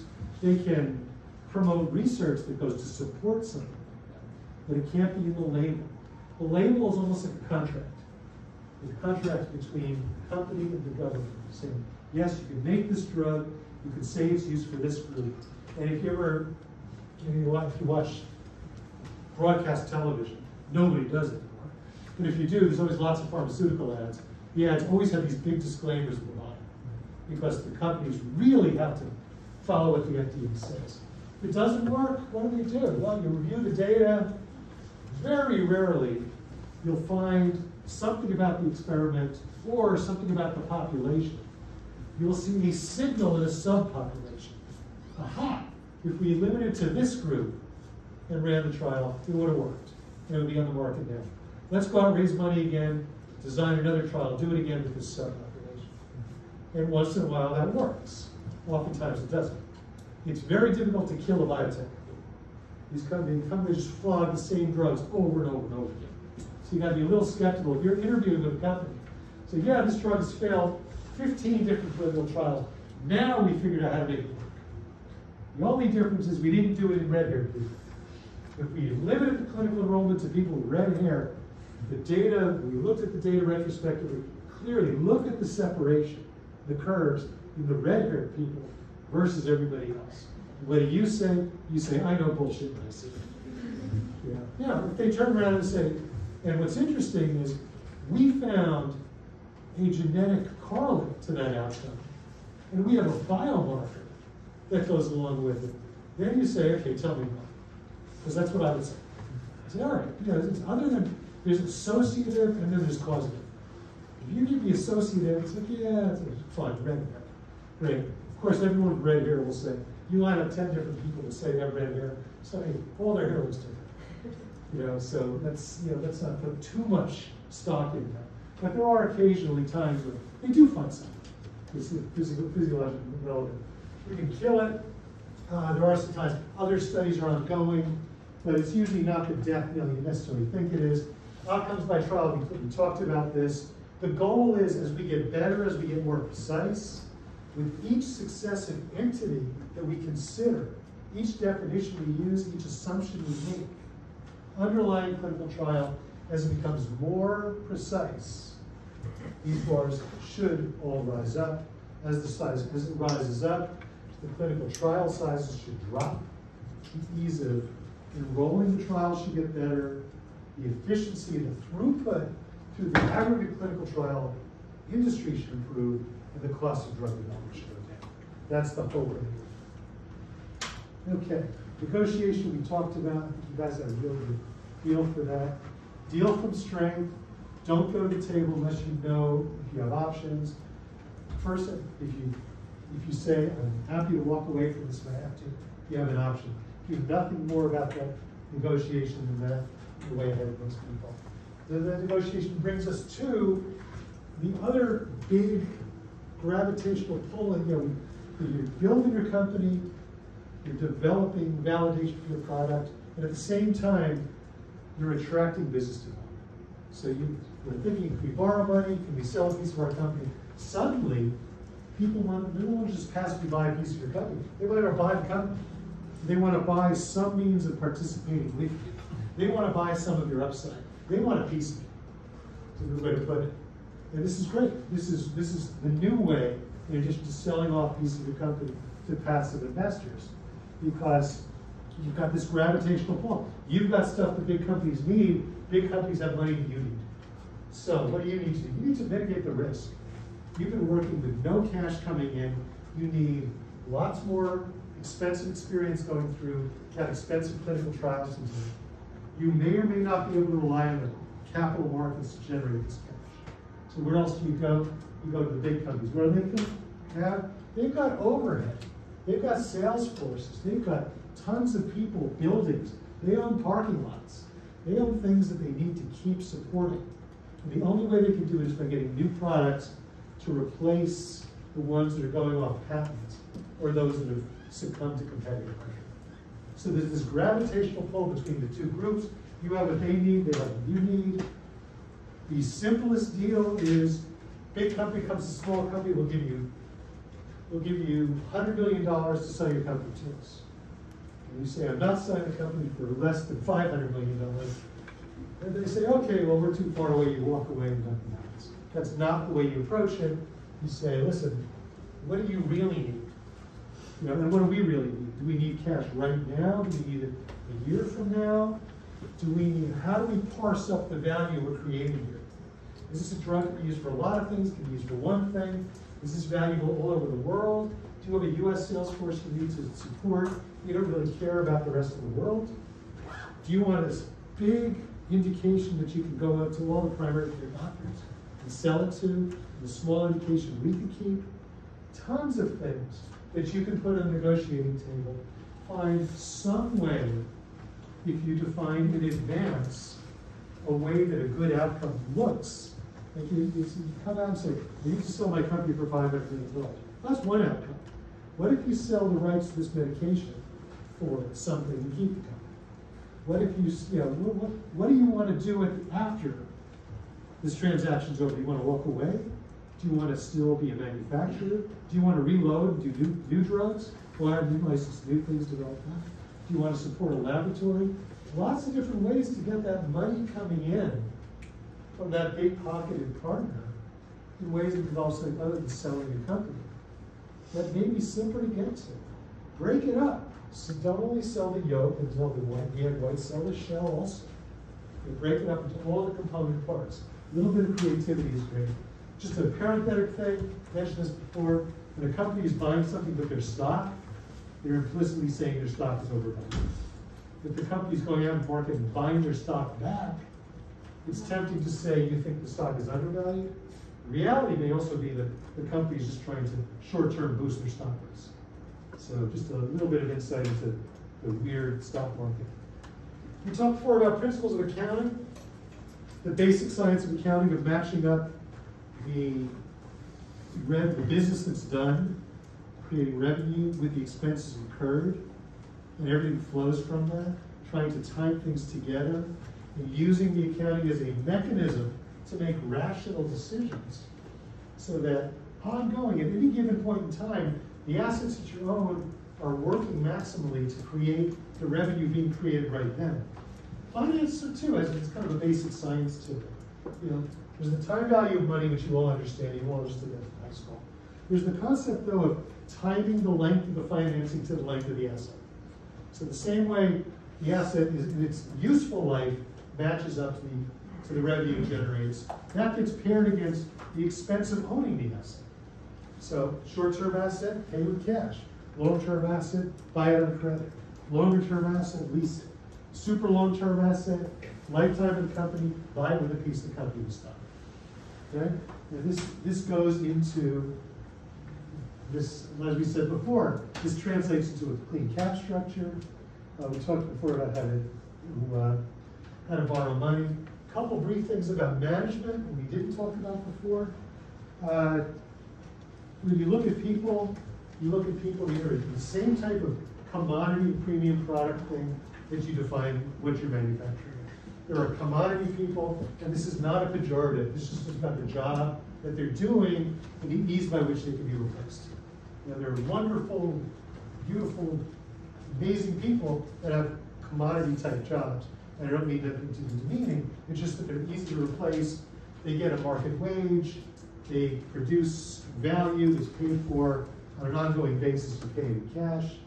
The same way you've got people with very specific skills and talents. You want to lock them up. You want to tie them to the value creation of your company as a whole.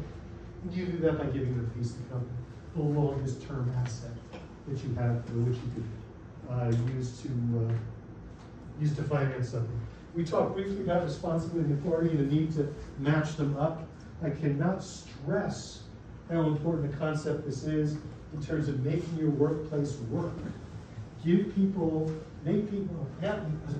Expect people to assume responsibility for tasks and give them the authority to do it. Part of giving them the authority to do it is making sure that no one's going to stop them from the job, if the job title is good enough, and that they have the skills to make it happen. Seems like a simple concept. This is something the military does extremely well. This is a company that so many of the disconnects, so many of the breakdowns in management and divisions and companies comes from a complete mismatch between authority and responsibility. Lots of people are assumed to be responsible for things that they can't do. People assume responsibility, say, yeah, I'll take care of it. They don't know how to. And then we wonder why it didn't happen well. This is a manager's job to make sure that the tasks that need to be done are triaged appropriately to be done by people that know how to do them and have the ability within the company to be allowed to do it. Simple point, but important. Dumb stuff, but really important. Communicating with people that work for you. When you praise everybody. It's very important. When you point somebody out, though, when you praise someone individually, make sure other people hear. When you criticize someone, that should be done one-to-one, in general. You disproportionately punish somebody, you think that you're giving them an opportunity to do their job better, they think you're making them look bad for everybody else. It's just one of those little rules of management. HR, rule of HR, same thing with laboratory notes, write everything down. Everything's got to be timed. The bigger the company is, the more easy it has to be that everyone who comes in a supervisory position knows as much as they can about an individual, know who to rely upon to do what, and unfortunately, be able to document when you have to get rid of somebody. Make sure people know the basis by which they are promoted, give them some sense of by which they get pay raises, how they're compensated, and how they're fired. Patents we've done on very recently, and I skipped through that for a piece of time. Ditto marketing. I dropped down marketing to 5 slides before, I'm dropping it down to 1. What am I doing? I'm skipping the slide. Okay? This is just for you guys, because you guys are looking at job offers. And it's a little bit of personal advice that I give to people when they come to me and say, what should I look at for job offer? Number 1, said it before, assess your own economic rent factor in this particular role. There is a reserve army of incredibly smart, incredibly hardworking people coming out of places like Columbia. It is a wonderful thing to be. In big parts of the job market, it's a commodity. So you show up and say, well, why would I hire you? Because I'm incredibly smart, I'm incredibly hardworking, and I'm willing to throw myself on the fire to make this company advance. And the person will say, yes, you and 1,000 other people. Know what makes you special. And there is lots of things. And I'm not saying this to suck up to you. I'm saying this because you wouldn't be here if you haven't found certain areas of knowledge and talent that you've tapped into, that you've used not only to develop specific skills, but as fuel to develop a job. It's a little bit of self-knowledge, a little bit of thinking about yourself in a way that you're probably not used to. You know, we all have talents. Most of our, many of our talents are completely undeveloped. But we also have skills and things that we've developed that don't fall into easy categories. Yeah, it's one thing if, whichever of you, has been on an Olympic team or something, nice job. But the rest of us have done something along those lines, just don't have the outlet to demonstrate it. Know what you do well. Both in terms of core basic skills, i.e. the problem-making skills of asking the right questions, gathering data, evaluating data, communicating the results, finding conclusions. That's important. If there's aspects of that you do incredibly well, know them, be able to convey them. Anything that makes you not a commodity. You want to be the person you walk in, you're the person we've been waiting for. We have to plug this person right into this task. It's never been done right. Make sure it's easy for them to find that out. There may be a language you speak. There may be a certain type of coding you do. There may be just a way that you approach certain problems. And the only way it showed up is by some experience you have. Anyway, try to parse out and stratify those things that make you important. Job description, chain of command. Who do you report to? Who reports to you? What constitutes success in your job? Make them tell you. Because they want you to know, and they want you to ask. And then compensation. The same issue. Are they paying you cash? Are they paying you options? Are they paying you equity? Are they paying you per unit, per hour, per day, per year? Most of you can pay on a salary basis. You can pay a cash comp, maybe an options equity comp on top of it. Important thing about them, understanding options. I'm really pressed for time now. This is important though. A lot of you are going to be getting options packages. Options, the right without the obligation to buy a certain amount of stock for a certain amount of money for a given period of time after a vesting period. So once you've been working here a year or 2 or 3, suddenly you can buy the stock at this price that we set years ago. Presumably the company's worth so much more, so you got this windfall. You're getting this piece of the action, owning a piece of the company. If you're a low-level employee, meaning very entry-level, many employees, the option may just be a number, a small number. It's valuable to the extent that it's maybe each share of stock will be, you give 10,000 options, maybe it'll be worth $10 more 3 or 4 years from now per share. It's $100,000. It's not nothing. If you are a highly skilled, highly needed employee, then what you do is you see the number of options they give you, and you put it over the total outstanding shares of the company, and you figure out what percent of the company you want. And you go to Glassdoor and you figure out what does a highly experienced chief scientific officer get in a billion-dollar biotech company? What's the percentage range of ownership of the company that they get? And it's important. Again, the absolute number of options doesn't mean anything. What is that percentage of all the shares outstanding plus the number is fully diluted? It's the common shares of stock plus any other thing that represents a share of ownership. Preferred stock, all that stuff, and options. Throw in the options. When I meet a company, I say, what's your share count? They give me a number. I say, okay, what's your fully diluted share count? And then they give me the number plus all the options plus anything underlying, things like conversion. Okay. Exit, escape for a second. You're at slide 112. I have to go to slide 115. I may make it if you guys give me a look.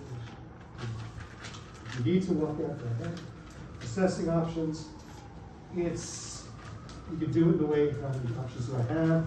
Where do I think the stock is going? If it goes up by $10, how much money do I get? That type of thing. You can do it by a percentage of the company that you own. They will throw it to the Black-Scholes equation. What is the Black-Scholes equation? It is a means by which we can standardize the valuation of options for the purpose of having a benchmark to trade options. This is something, it's a financing vehicle for the financial markets. It is not the underlying true value of the option itself. Okay, this is not the Edward Blue Book of used cars for stock options. It's important you recognize this because very often companies will say, okay, your cash comp is X, and you get an options package. The Black-Scholes value of your options package is X, or is Y. Therefore, the total value of your comp package is X plus Y. X is reliable, Y is meaningless. Y is just a means of standardizing so everybody knows a relative option valuation. The reality is the options are illiquid, you can't do anything with them. And they're not even invested. If they're out of the money, you can't transfer them to somebody else. They just sit there. So don't let that, I'm not saying it's said to be terrible, horrible people. They're just very misleading. It's a good thing to know about it. Okay. You don't have to know. Any questions? If you do, I'll be here after class. If you would like to pitch to me or run through a pitch, I'm available. We can set up a Zoom, whatever. Next week, you'll find out, you do not have to be here next Friday. You will find out over the next few days what the remainder of the class will look like. It will be relatively benign. I don't want you to spend any, relatively benign. I don't want you to worry about that. Question, how do you get to Carnegie Hall? It's a good way to show a picture of my daughter standing in front of her mom's poster before she played the Carnegie Hall. You do it by practicing. And for all of you, take a bow. You've made it through the rooms. Thank you very much.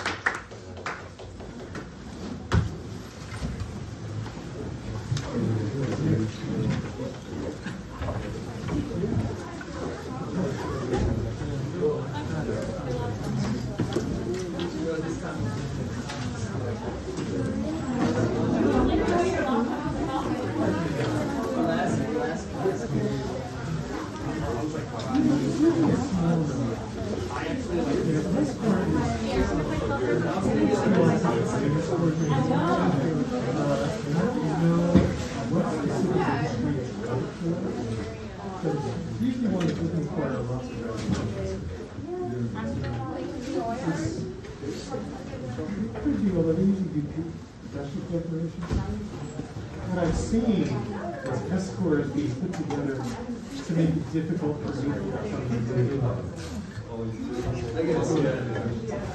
So beyond that, I've never really worked in that school. Every time I bring it up with lawyers, you know, creating their own businesses, they always say the same thing. Oh, you know what I'm talking about. Yeah. This score is pretty good. Benefit corporation. This score is pretty well. This score is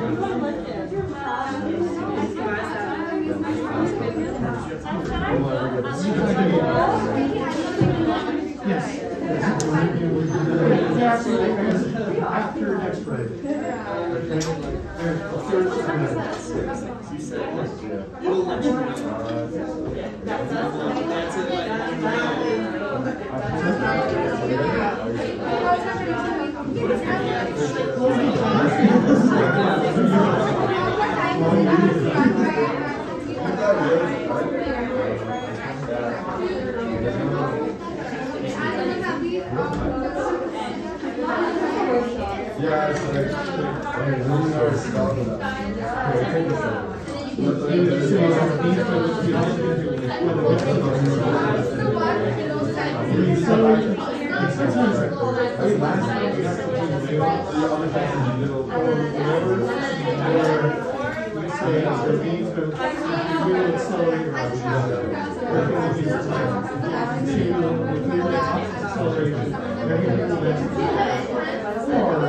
Sometimes we'll do something like reviewing a very low consulting plan.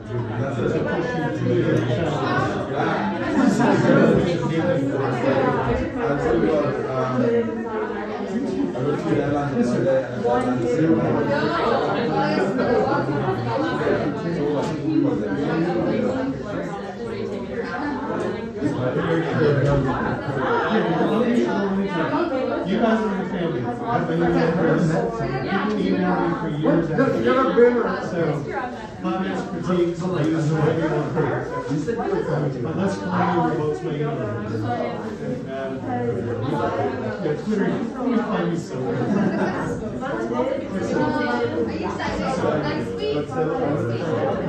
Yes.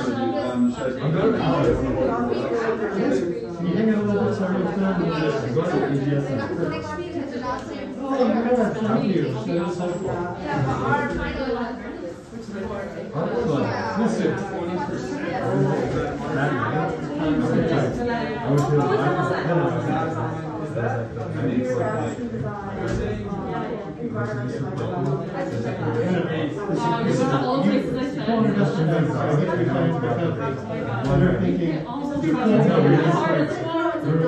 I'll give you a discount to what you're trading for now. Because when they come to me, they say, do you want to buy a big chunk of this company? And you're not like you're on the open market tomorrow. What's the inducement? And I'll say, okay, we'll do 10 to 20 things. That's what it's like.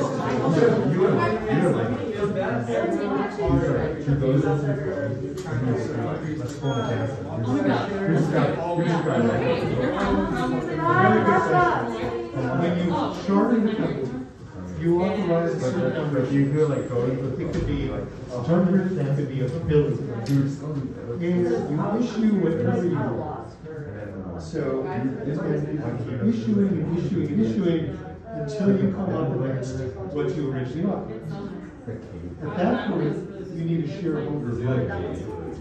Do we want to be able to further expand ownership of this company beyond this?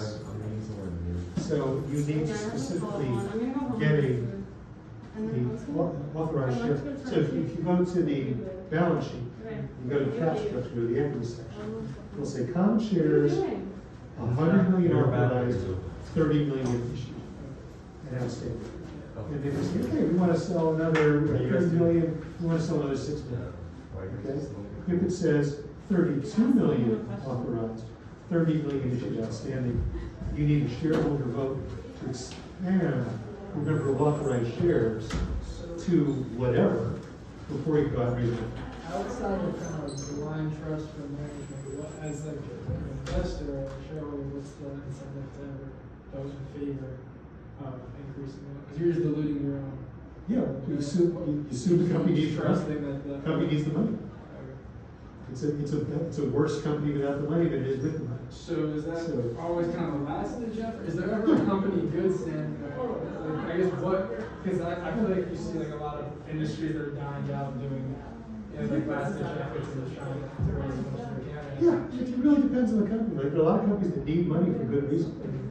Yeah, the question becomes, corporate finance is one of looking at the cost of capital and looking at the use of capital. If the cost of capital is X and the return on that capital is higher than X, then it's a rational decision. You're never going to raise capital to put something that destroys that quality. It's not the time. It's our job to pick that out. But we need, it's the same way a car that runs perfectly well needs oil and gas. So there are times, whether it's for expansion, whether it's strategic operations, whether it's to mitigate a particular short-term risk, lots of reasons you need capital, different sources of it. You borrow it, you sell an asset, you sell a piece of your company. Selling a piece of your company is always an important part of corporate financing. Even profitable companies make themselves cash do it. Maybe they want to finance an acquisition. Lots of good reasons to do it. And the authorized shares is almost unlimited. It's something that they've decided years before. Maybe a number just pulled out of the sky. And it's like, okay, well, let's get share approval to increase the authorization shares.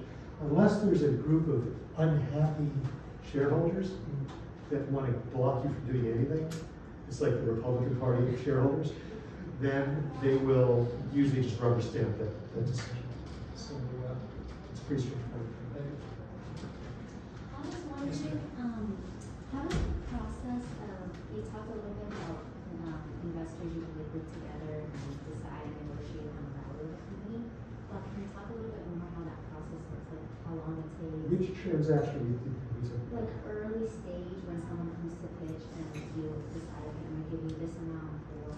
It's a kind of a process of price discovery where the real small companies, they do it themselves.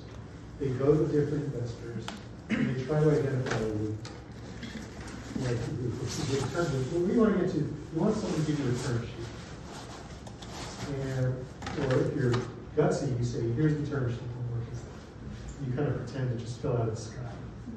And I'll look at it and I'll say, well, I want to be better than this. I may offer up another term sheet. And they'll say, okay, are you going to lead this investment? And yes, I will lead this investment. I will set the terms. Well, if you're going to be the lead, you have to commit X capital of the raise to it. And then they get the term sheet from me. They then shop that term sheet. Say, okay, we have terms, so we're not to make them up, which is good. We have presumably a validating investor, so that somebody else was there first. So that if you're going to look dumb, they'll look dumb too. So it's a kind of a. It's taken a long time. I've seen funding rounds over here. Sometimes it's easy. Sometimes we always want to be the mythical company that the investors are doing the income costs. We want to invest how much you want. Yeah, that happens sometimes. More often it's a slog. It's blocking and tackling. It's trench warfare. It can take a long time. And a lot of it is cold calling, cold emailing, going to investor meetings, going to shaking hands, wearing the name tag. There's a lot to it. It can be pretty distasteful. Oh, that's all you. I just wanted to thank you for having really good stuff. This is my first semester on campus. I just really enjoyed it. Oh, that's so appreciate you saying that. And well, you mentioned in your email that you like to hear feedback from your providers. And I just wanted to say that like one that I can't remember his name. They said like 0.8 to the fifth about. Yes, that was Jesse Beirut. Yes, and I have used that line like maybe 10 times since this. Put it in the course evaluation. I will screenshot it and send it to him. It is very funny. He will be thrilled. Because I think those were the last things that he ended with. Yeah. And I wrote it down and I circled it, and for some reason it has come up too often. How many companies have died because of 0.08 to the fifth? Yes. Yeah. And I really like that. He is the brilliant guy. Oh yes, no, he was great. And that was kind of in the beginning. was about a week before. He was the third or fourth, second or third speaker. And the other thing that I was just wondering in the future if I could pick your brain about the decision to invest towards this industry. I have that discussion a lot. Let's do it in the future. Okay, great. Yeah, Thank you so much. let me know time it works, and we'll do that. Great. It's a conversation many times. Okay, thank you so much. I really appreciate it. I'm gonna go dissect a frog now. Have fun. We'll see how that goes. Better for you than the frog. Okay, get consent for it.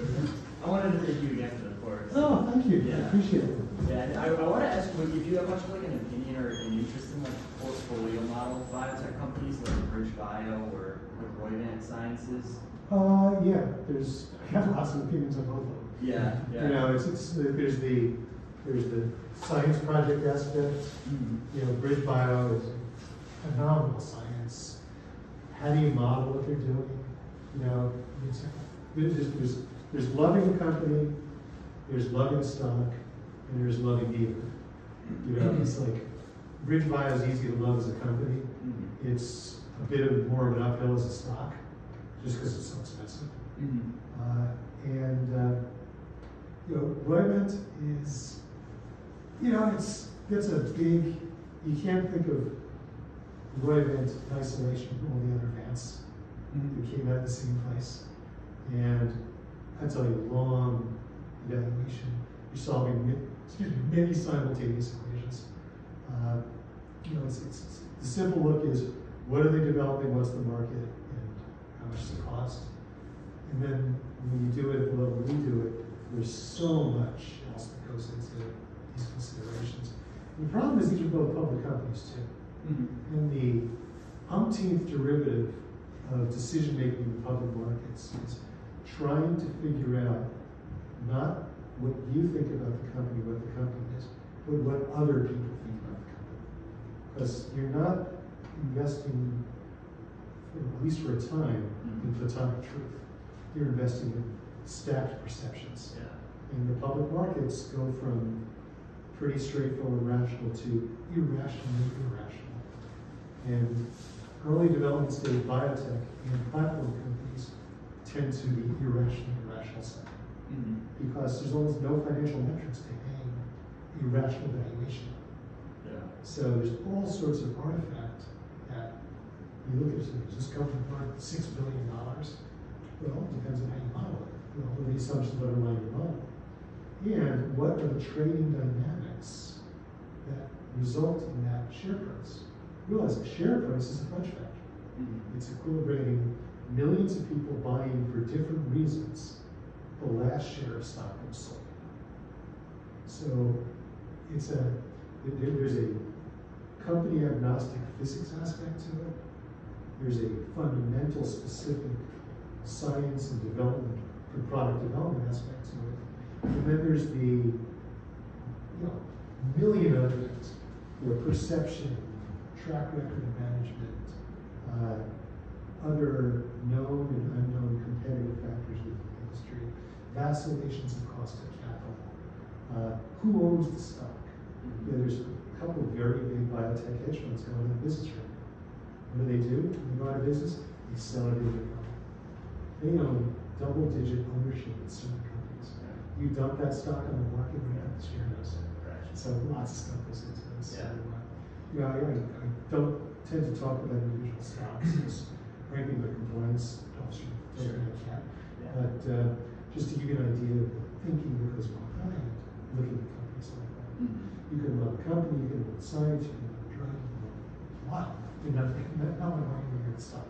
Yeah. For various reasons. Yeah, no, that's fair. Do you think that like that model will gain more traction and like see more relative success in Which like one? portfolios? So I guess I can speak more to like Roivant and another type of model where it's like a LLC and then they incorporate companies that's background next to it. Okay, yeah, just like kind of experiments. Yeah, the holding company portfolio development. Most biotech companies are a portfolio of some sort. They tend to be somewhat homogeneous. They have a bunch of late preclinical, early clinical things that they develop together. Yeah. Sometimes they'll be leveraging a specific expertise in neuro or in cardiac or something like that. Other times it's just like they're just buying stuff. Yeah. But they think they can shine up and sell to somebody else more expensive. Yeah. So whether it's incorporated into certain means, whether kind of what the relationship between the parent corporation and daughter corporations are, I start drifting away at that stage, because as soon as I start seeing self-dealing, then that's value creation that's being shunted away from the other shareholders. And for the purpose of benefiting the portfolio owner that owns the whole portfolio. So, but it's a general observation. There may be specifics where that really doesn't happen, where it truly does funnel to the shareholders, or where that stratified ownership is synergistic. There's logic behind it, so can't be generosity. Yeah, I know companies like Roy that they'll buy companies out from like large pharma or buy into like assets, and then they'll create their own like companies from them. That's been done. It's been done for 4 years. Yeah. There's Do you have like nothing new about Do you have like a suggestion for how to go about kind of grading the likelihood that these programs will work, or a way to kind of sniff out whether one model might be more successful than another? Go back to your fundamentals. Each company, regardless of structure, is only good as what its products are developed on. So, I start 5 steps. Does the science make sense? Yes. Okay, keep evaluating. Doesn't stop. Does the medicine make sense? Does it make sense as a drug? And does it fit in there? Yes. Okay, keep going. No, stop there. Does the company work? Do they have the right people doing the right stuff? Are they funding it correctly? Are they building the companies? The cap structure is smart? Are they laying out a timeline of progress that makes sense and is likely, the handicap are likely to, more than likely work for assumption? Yes, keep going. And if it's a good company, is it a good stock? Meaning, what's the cap structure look like? What's the corporate structure? Who owns it? How much money do they need? How much are they burning? Just agnostic to the fundamentals. Is this something that I want to own a piece of? And then, is it the right time and the right price? So, this answers questions you're asking me at kind of a level 3, level 4. Yeah. So, I'd start with, I'm not even look at that stuff until I look at the stuff above it. And then I can hear something that level 3, level 4, that's just a deal killer, in which case I won't even bother looking at science. But that's kind of the way, the kind of template I use to look at biotechnology in terms of investing. Okay, yeah, thank you. I was always curious because it seems such a cool concept. I've written a ton of stuff about this. Okay. You Google me in biotech investing. Yeah. Come up with a lot of worthless articles, but there's a lot to read. Sure. Yeah. Not all of it's very good, but there's a lot. Yeah, I appreciate it. Sure. Yeah. Who else we got here? So I have a question about like value and like clinical trials. Yeah. I wasn't sure about like the concept of credit. P-value? Yeah. No, P-value, it's just the simplified way to look at P-value is that a P-value less than a threshold level is kind of defines what the likelihood that this outcome came about by chance versus through a true cost-benefit relationship. Now, that model is only as good as the inputs given to it. Because what it does is it kind of looks at the observations and assumes that the observations are uniform. That the data going into the calculations from which we extract the p-value, the thing that analyzes the distribution of the outcome, is a true representation of what that should be, something that's similar, and tries to give you a sense of, okay, is this real and true in the universe, or is this just a device? My problem isn't so much the use of p-values, it's the use of p-values in trials with poor data, where you have much more heterogeneity of the measurements, where the endpoints are very odd, and where the enrolled population of the trial is very heterogeneous, it's the heterogeneous. And there, the likelihood of it being noise or accident is probably a lot higher than 5%. Maybe 25%, 30%. It's also this issue of it's real and true in the world if it's 0.049, it's a lie if it's 0.051. It's kind of ridiculous. But it's important to look at this stuff. And I've had conversations with drug developers, and some of the sleazier ones will say, well, here's what it is, and we did the power calculation, and this is what we need to do to, and then I'll start saying, you know, you're making a lot of assumptions here. They'll say, yeah, but we just want to generate a p-value. It's like, well, are we creating a product that's going to help people make it to the marketplace, or are we creating a window in time where the stock will go up? If you're doing that, it's fine. It's just not what I do. You know, there are plenty of people that trade in and out of stocks like crazy, but they don't care less than what the statistics are. But from the point of view of a fundamental investor, and more important, from the point of view of people that want to do this, you're looking for things that bolster your confidence in what you're doing. You're looking, if your goal is, I want to create a drug that's going to help people and build a business around it, make tons of money doing it. God bless you, that's great. You've got a bunch of good things along the line. You can say, I want to do some science business gymnastics that will every once in a while let me exploit the stock sale and make money and let my investors do that. That's fine too. We're all grown-ups. It's my job to be able to tell one from the other. I would not feel good if anybody came out of a class thinking, I want to be that. I want to be the one that exploits everybody. You know, so it's, you know, if you do want to be that person, it's important that you understand how the other type of business works too. So it's a, you know, statistics are, they're just one more tool, but the problem with it is, particularly doctors are notorious having terrible knowledge of statistics. You know, 90% of doctors, they look at the they look at the abstract, look at the p-value, less than 0.05, we're good to go. And it's just, you know, I was kind of like that when I came to med school. It wasn't until I started doing submissions editing for a medical journal that I really, and I took statistics in college, I took it in med school, I took it in residency, I took it in fellowship, never something. You know, finally, when I was studying for my subspecialty boards, I remember having a talk with a colleague, and I said, you know, I still don't get it. So, okay, let's spend a few days teaching statistics. And, you know, finally, the sum total of all that, now I've got a decent feel for statistics. You know, so by no means am I a statistician. I'm less likely to be, you know, fooled by it, or taken advantage of it, or at least I will recognize where the complexities are, and I've become really good at figuring out what people are trying to BS us. People are trying to make something up and hide the statistics. That's important. So I always say, there's a core competence to come out of the class thinking you want to add on top of everything else you're doing. Learn statistics. I don't care what you're doing, like learn statistics.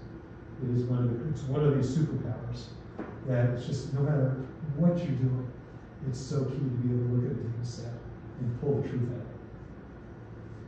Personally. Thank you so much. Thank you so much for the class. Oh, thank you for, I appreciate that. Thank you. Pleasure having you guys. This was a very nice class. So, are you one of the... Let me turn that thing off. Yeah, sure. Still the battery, I don't want to lose the recording.